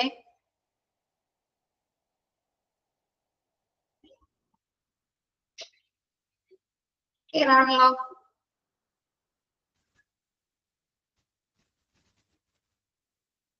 ഓക്കെ, യെസ്, ഡിസാസ്റ്ററിന്റെ ലാസ്റ്റ് ഭാഗമാണ് ഡിസാസ്റ്റർ റെസ്പോൺസ് കോഡുകൾ. ഒരു കോഡേ എടുക്കാൻ പറ്റുള്ളൂ, ഒരെണ്ണം എടുക്കാം. ഇത് നിങ്ങൾ ശ്രദ്ധിക്കുക, ഇതെല്ലാം ഇങ്ങോട്ട് താഴേക്കാണ് കേട്ടോ. എല്ലാം ഇങ്ങനെ താഴോട്ടാണ് നമ്മൾ വായിക്കേണ്ടത്. ഓക്കെ,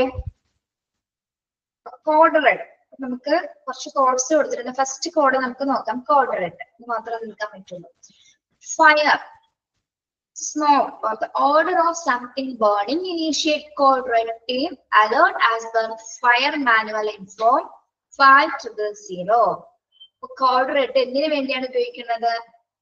എന്തെങ്കിലും തീപിടുത്തമോ അല്ലെങ്കിൽ എന്തെങ്കിലും സ്മോക്കോ അല്ലെങ്കിൽ എന്തെങ്കിലും തരത്തിലുള്ള ഓർഡർ എന്ന് വെച്ചാൽ എന്തെങ്കിലും ഗന്ധങ്ങൾ ഉണ്ടാവുന്ന സമയത്ത് അല്ലെങ്കിൽ എന്തെങ്കിലും ബേൺ ചെയ്യുന്ന സമയത്തൊക്കെ അല്ലെങ്കിൽ പ്രധാനമായും ഫയർ ഉണ്ടാവുന്ന സിറ്റുവേഷൻസിലാണ് നമ്മൾ എന്ത് ഉപയോഗിക്കുന്നത്? കോഡ് റെഡ് എന്ന കോഡ് പുറപ്പെടുവിക്കുന്നത്. ഓക്കെ, അപ്പൊ കോഡ് റെഡ് ടീം എന്ന് അറിയിക്കുന്നു. ഫസ്റ്റ് അലേർട്ടേഷൻ കൊടുക്കുന്നത് വഴി അവര് അലേർട്ടേഷൻ കൊടുക്കുന്നത് എങ്ങനെയാണ്? നമ്മൾ ഒരു ഫയർ മാനുവൽ ഇൻഫോം ചെയ്യാനുള്ള ഒരു നമ്പർ ഉണ്ട്. ഏത് നമ്പറിലേക്കാണ് ഇൻഫർമേഷൻ കൊടുക്കുന്നത്? 500 എന്ന നമ്പറിലേക്കാണ് ഫയർ ഇൻഫർമേഷൻ കോഡ് റെഡ് പുറപ്പെടുവിക്കുന്നത്. ഓക്കെ, ആ നമ്പർ ഒന്ന് നോട്ടോ, ക്വസ്റ്റ്യൻ ചോദിക്കാറുണ്ട് ഏത് നമ്പറാണ്. ഓക്കെ, അപ്പൊ നമ്പറിലേക്ക് നമ്മൾ വിളിച്ചറിയിച്ചു. ദെൻ അതിന്റെ ഓപ്പറേറ്റർ ആണ് അത് അറിയിക്കുന്നത്. ഇനി എന്താണ്? Notify the telephone operator 9. അതായത് കോഡ് റെഡിന്റെ ടെലിഫോൺ ഓപ്പറേറ്ററിന് 9 എന്നൊരു കോഡാണ്. അതായത് 9 കോഡിലാണ് അവർ അറിയപ്പെടുന്നത്. ഓക്കെ, അവര് റേസ് എന്നൊരു പ്രോട്ടോകോൾ പുറപ്പെടുവിക്കും. അതായത് ഈ കോഡ് റെഡ് പുറപ്പെടുവിക്കുന്ന സമയത്ത് റേസ് എന്നൊരു പ്രോട്ടോകോൾ. റേസ് എന്ന് പറയുന്നത് ഓരോ ലെറ്റേഴ്സും ഓരോന്നിനും ഡിനോട്ട് ചെയ്യുന്നുണ്ട്. റേസ് എന്ന് പറയുന്നത് first letter R for rescue or remove every from immediate danger. R എന്തിനെയാണ് സൂചിപ്പിക്കുന്നത്? Remove every one from immediate danger. എന്താണ്? എല്ലാവരെയും നമ്മൾ ഉടനടി നീക്കം ചെയ്യുക എന്നുള്ളതാണ് ആർ അഥവാ റെസ്ക്യൂ സൂചിപ്പിക്കുന്നത്. ആർ ഫോർ റെസ്ക്യൂ റിമൂവ് കേട്ടോ. ആർ ഫോർ റെസ്ക്യൂ റിമൂവ് ആണ്. റിമൂവ് എന്ന് പറഞ്ഞാൽ ഫയർ ആണ്. അപ്പൊ നമ്മൾ ആദ്യം ചെയ്യേണ്ടത് എന്താണ്? അവിടെയുള്ളവരെ എത്രയും പെട്ടെന്ന് ആ ഡേഞ്ചർ സിറ്റുവേഷൻസ് നിന്ന് മാറ്റുക, റിമൂവ് ചെയ്യുക. ഓക്കെ, റേസ് പ്രോട്ടോകോൾ എന്തിനുള്ളതാണ്? ഫയർ അല്ലെങ്കിൽ കോഡ് റെഡ് എന്ന ഡിസാസ്റ്ററിനുള്ളതാണ്. ഓക്കെ, ഇനി എ എന്താണ്? A activate fire alarm. Activate fire alarm അതായത് ആൾക്കാരെ നീക്കം ചെയ്തതിനു ശേഷം എ എന്നത് അതായത് ഇതൊക്കെ ഒപ്പം നടക്കുന്ന കാര്യങ്ങളാണ് കേട്ടോ. ഒരു alarm activate, fire alarm activated ആകുന്നു. ദെൻ സി എന്താണ്? Confine smoke and fire and close all doors. C for confine. C എന്താണ്? സി കൺഫൈൻ എന്ന് പറഞ്ഞാൽ എന്താ? സജീവമാക്കുക എന്ന് പറയുന്നത് എന്താണ്? Smoke and fire and close all doors. എന്ത് ചെയ്യണം? നമ്മള് റെസ്ക്യൂ ആൾക്കാരെ നമ്മൾ നീക്കം ചെയ്തു, ഫയർ അലാം കൊടുത്തു. ഇനി അതിനുശേഷം എന്താണ് ചെയ്യേണ്ടത്? അപ്പോ കൺഫൈൻ ചെയ്യാന്ന് പറയുന്നത് എന്താണ്? Smoke and fire and close all doors. എന്ത് ചെയ്യണം ആ ഒരു സിറ്റുവേഷൻസിൽ? അലാറം ആക്ടിവേറ്റ് ആയതിനു ശേഷം എന്താണ് അവിടെ പറയുന്നത്?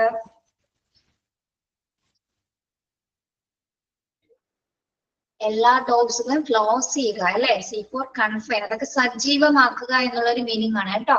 Okay, then E for. E എന്താണ്?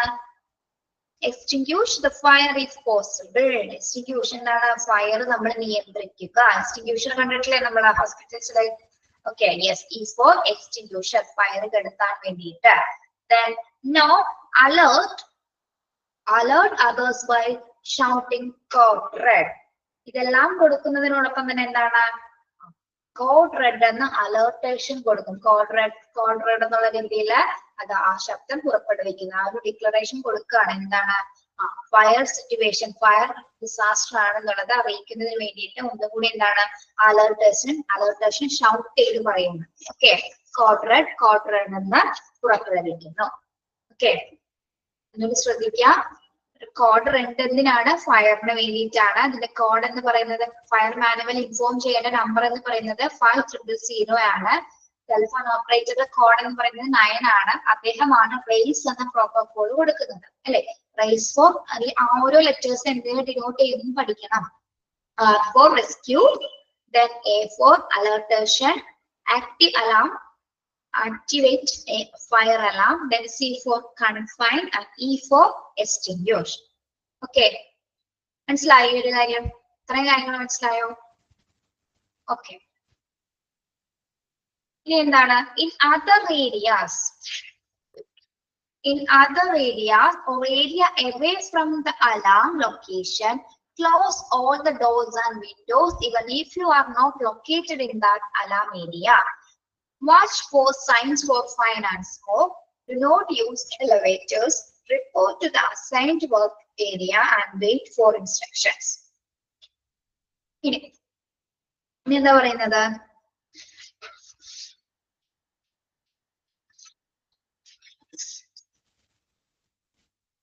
ഇനി നമ്മൾ ആ പ്രദേശങ്ങളിൽ ഇപ്പം ആ ഒരു പ്ലേസിൽ തന്നെ ഉണ്ടാവണമെന്നില്ല. നമ്മൾ ഇപ്പൊ അലാം ലൊക്കേഷൻ കേൾക്കുന്ന സമയത്ത് നമ്മൾ ചിലപ്പോ വേറെ ഏതെങ്കിലും ഒരു പ്ലേസിലാണെങ്കിൽ നമ്മൾ എന്ത് ചെയ്യണം? നമ്മൾ ആ ലൊക്കേഷനിലേക്ക് എത്തിയിട്ടില്ല. അലാം ഏരിയ കേൾക്കുന്ന സമയത്തേക്ക് നമ്മൾ എന്താ ചെയ്യേണ്ടത്? എന്ത് ചെയ്യണം? ആ ഒരു പ്ലേസിൽ തന്നെ നിൽക്കണോ? നമ്മൾ എവിടെയാണ് മാറിയാണ് നിൽക്കുന്നതെങ്കിൽ ആ ഏരിയയിലുള്ള ഡോർസ് ഒക്കെ ക്ലോസ് ചെയ്യുക, വിൻഡോസ് ഒക്കെ ക്ലോസ് ചെയ്യുക. ഇപ്പൊ ഫയർ അല്ല, ഇപ്പൊ പുകയോ അങ്ങനെ എന്തെങ്കിലും ഓർഡർ ആയിട്ടുള്ള എന്തെങ്കിലും ഗന്ധങ്ങളൊക്കെ പുറത്ത് അകത്തേക്ക് പ്രവേശിക്കാതിരിക്കാനായിട്ട് എന്താണ് നമ്മുടെ ഡോറുകളും വിൻഡോസ് ഒക്കെ ക്ലോസ് ചെയ്യേണ്ടത്. കെമിക്കൽസ് മുകളിൽ ഉണ്ടാകുന്ന ബേണിംഗ് ആണെന്നുണ്ടെങ്കിൽ ഓർഡർ സ്മോക്ക് ഒക്കെ വരികയാണെങ്കിൽ എന്താണ് അതൊക്കെ ക്ലോസ് ചെയ്യുക. ദെൻ പിന്നെന്താണ്? നമ്മുടെ നെക്സ്റ്റ് ഒരു അലാം കേൾക്കുന്നത് വരെ അല്ലെങ്കിൽ അടുത്തൊരു ഇൻസ്ട്രക്ഷൻസ് കിട്ടുന്നത് വരെ നമ്മൾ ആ വേയിൽ തന്നെ തുടരേണ്ടതാണ്. അതായത് നമുക്കറിയില്ല എവിടേക്കാണ് ഫയർ വന്നിരിക്കുന്നത്, അല്ലെങ്കിൽ ഫയർ ആണോ അല്ലെങ്കിൽ സ്മോക്ക് ആണോ എന്നുള്ളത് തിരിച്ചറിയാൻ പറ്റിയെന്ന് ഇപ്പൊ നമ്മൾ വേറെ ഏരിയ ആണെങ്കിൽ നമുക്ക് തിരിച്ചറിയാൻ പറ്റില്ല. ഇനി പ്രത്യേകം നമ്മൾ ശ്രദ്ധിക്കേണ്ട എന്താണ്, ഇതൊന്നും നിർദ്ദേശിക്കാതെ, ഇതൊന്നും ശ്രദ്ധിക്കാതെ ഇലവേറ്റേഴ്സ് ഉപയോഗിക്കാൻ, ലിഫ്റ്റ് ഉപയോഗിക്കാനായിട്ട് ഒരിക്കലും പാടുള്ളതല്ല അല്ലെ. ഇതൊന്നും ശ്രദ്ധിക്കാതെ ലിഫ്റ്റ് ഉപയോഗിച്ച് താഴേക്ക് പോകാന്നുള്ളത് ഏറ്റവും അപകടകരമായിട്ടുള്ള സിറ്റുവേഷൻ ആണ്. അപ്പോൾ നമ്മൾ എന്താ ചെയ്യേണ്ടത്, അടുത്തൊരു ഇൻസ്ട്രക്ഷൻസ് വരുന്നത് വരെ അല്ലെങ്കിൽ മറ്റൊരു നിർദ്ദേശം വരുന്നത് വരെ എന്ത് ചെയ്യണം, അവിടെ വെയിറ്റ് ചെയ്യേണ്ടതാണ്. ഓക്കെ, ആ വർക്ക് ഏരിയയിൽ നമ്മൾ വെയിറ്റ് ചെയ്യേണ്ടതാണ്. ഓക്കെ, അതായത് ഈ ഒരു പ്ലേസിൽ ഉൾപ്പെടാതെ മറ്റ് ഏരിയയിൽ പെട്ടുപോകുന്ന ആൾക്കാരെ എന്നോട് സൂചിപ്പിക്കുന്നത് കേട്ടോ. അങ്ങനെയുള്ളവര് ഒരിക്കലും നമ്മൾ എന്ത് ഉപയോഗിക്കരുത്, എലവേറ്റേഴ്സ് ലിഫ്റ്റ് ഉപയോഗിക്കാനായിട്ട് പാടില്ല. Okay. Then when using extinguisher to put on fire, remember pass. ഇനി എക്സ്റ്റിങ്ക്യൂഷർ ഉപയോഗിക്കുന്നതിന് ഒരു കോഡ് ഉണ്ട്. എക്സ്റ്റിങ്ക്യൂഷർ ഉപയോഗിക്കുന്നതിന് ഒരു കോഡ് ഉണ്ട്. എന്താണത്? പാസ് എന്നാണ് അതിനെ പറയുന്നത്. എന്താണത്? P for pull and P എന്നല്ല കേട്ടോ. P for pull the pin ആണ്. Pin, PIN. ടെക്സ്റ്റിൽ അങ്ങനെ തന്നെയാണോ നോക്കിയേ. പിൻ എന്താണ്? നമ്മൾ അതിന്റെ ഒരു പിൻ കണ്ടിട്ടില്ലേ, അത് വലിക്കുക എന്നുള്ളതാണ്, അല്ലെങ്കിൽ പുൾ ചെയ്യാന്നുള്ളതാണ് കേട്ടോ. ആ പിൻ വലിക്കുക, P means pull the pin. Then A for A എന്താണ്? Aim the nozzle. എയിം എന്നല്ല, aim, aim, AIM, aim the nozzle. ആ നോസിലാണ് അറ്റത്തൊരു നോസിൽ ഉണ്ടായിരിക്കും. അത് എന്ത് ചെയ്യണം നമ്മള്? അതിൽ ലക്ഷ്യം വിട്ടിട്ടായിരിക്കണം ഈ പിൻ ചെയ്യേണ്ടത്, അല്ലെങ്കിൽ ഇത് വലിക്കേണ്ടത്. Then S for squeeze the handle. Squeeze ചെയ്യാന്ന് പറഞ്ഞാൽ എന്താ?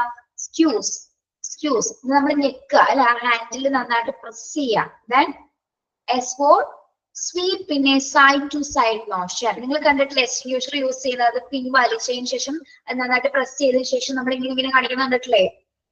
സൈഡ് ടു സൈഡ് മോഷൻസിലേക്ക് തീ അണയ്ക്കുന്നതിന് വേണ്ടിയിട്ട്. ദാറ്റ് ഈസ് സ്വീപ്പ് കേട്ടോ. അതാണ് S for സ്വീപ്പ് എന്ന് പറയുന്നത്. ഓരോ ലെറ്റേഴ്സും പാസ് എന്ന് പറയുന്നത് എക്സ്റ്റിങ്ക്യൂഷർ ഉപയോഗിക്കുന്നതിന്റെ കോഡാണ്. അതിൽ P എന്താണ്? Pull in the pin, and A for aim the nozzle. Then S for squeeze the handle, and S for sweep in a side to side motions. നമ്മൾ അങ്ങോട്ടേക്ക് എന്താണ് അതിനെ ചലിപ്പിക്കുക, സൈഡ് ടു സൈഡ് മോഷൻസ്. ഓക്കെ, അങ്ങനെ extinguisher നമ്മൾ ഉപയോഗിക്കേണ്ടത് കേട്ടോ. കോഡ് റെഡി ഉപയോഗിച്ചിട്ടുള്ള കാര്യങ്ങളാണ് പറഞ്ഞിരിക്കുന്നത്. ഒന്ന് വായിച്ചു വെക്കണം കേട്ടോ. ഇത് മനസ്സിലായോ? പറഞ്ഞത് അടുത്ത ക്ലാസ്സിൽ ഒന്നുകൂടി റിപ്പീറ്റ് ചെയ്യാം കേട്ടോ. Okay, thank you. ഞാൻ സമയം നോക്കിയില്ല കേട്ടോ, പെട്ടെന്ന് 28 ഇപ്പൊ കണ്ടപ്പോഴാണ്, ഇത്ര എടുത്തില്ലായിരുന്നു. Thank you, have a nice day.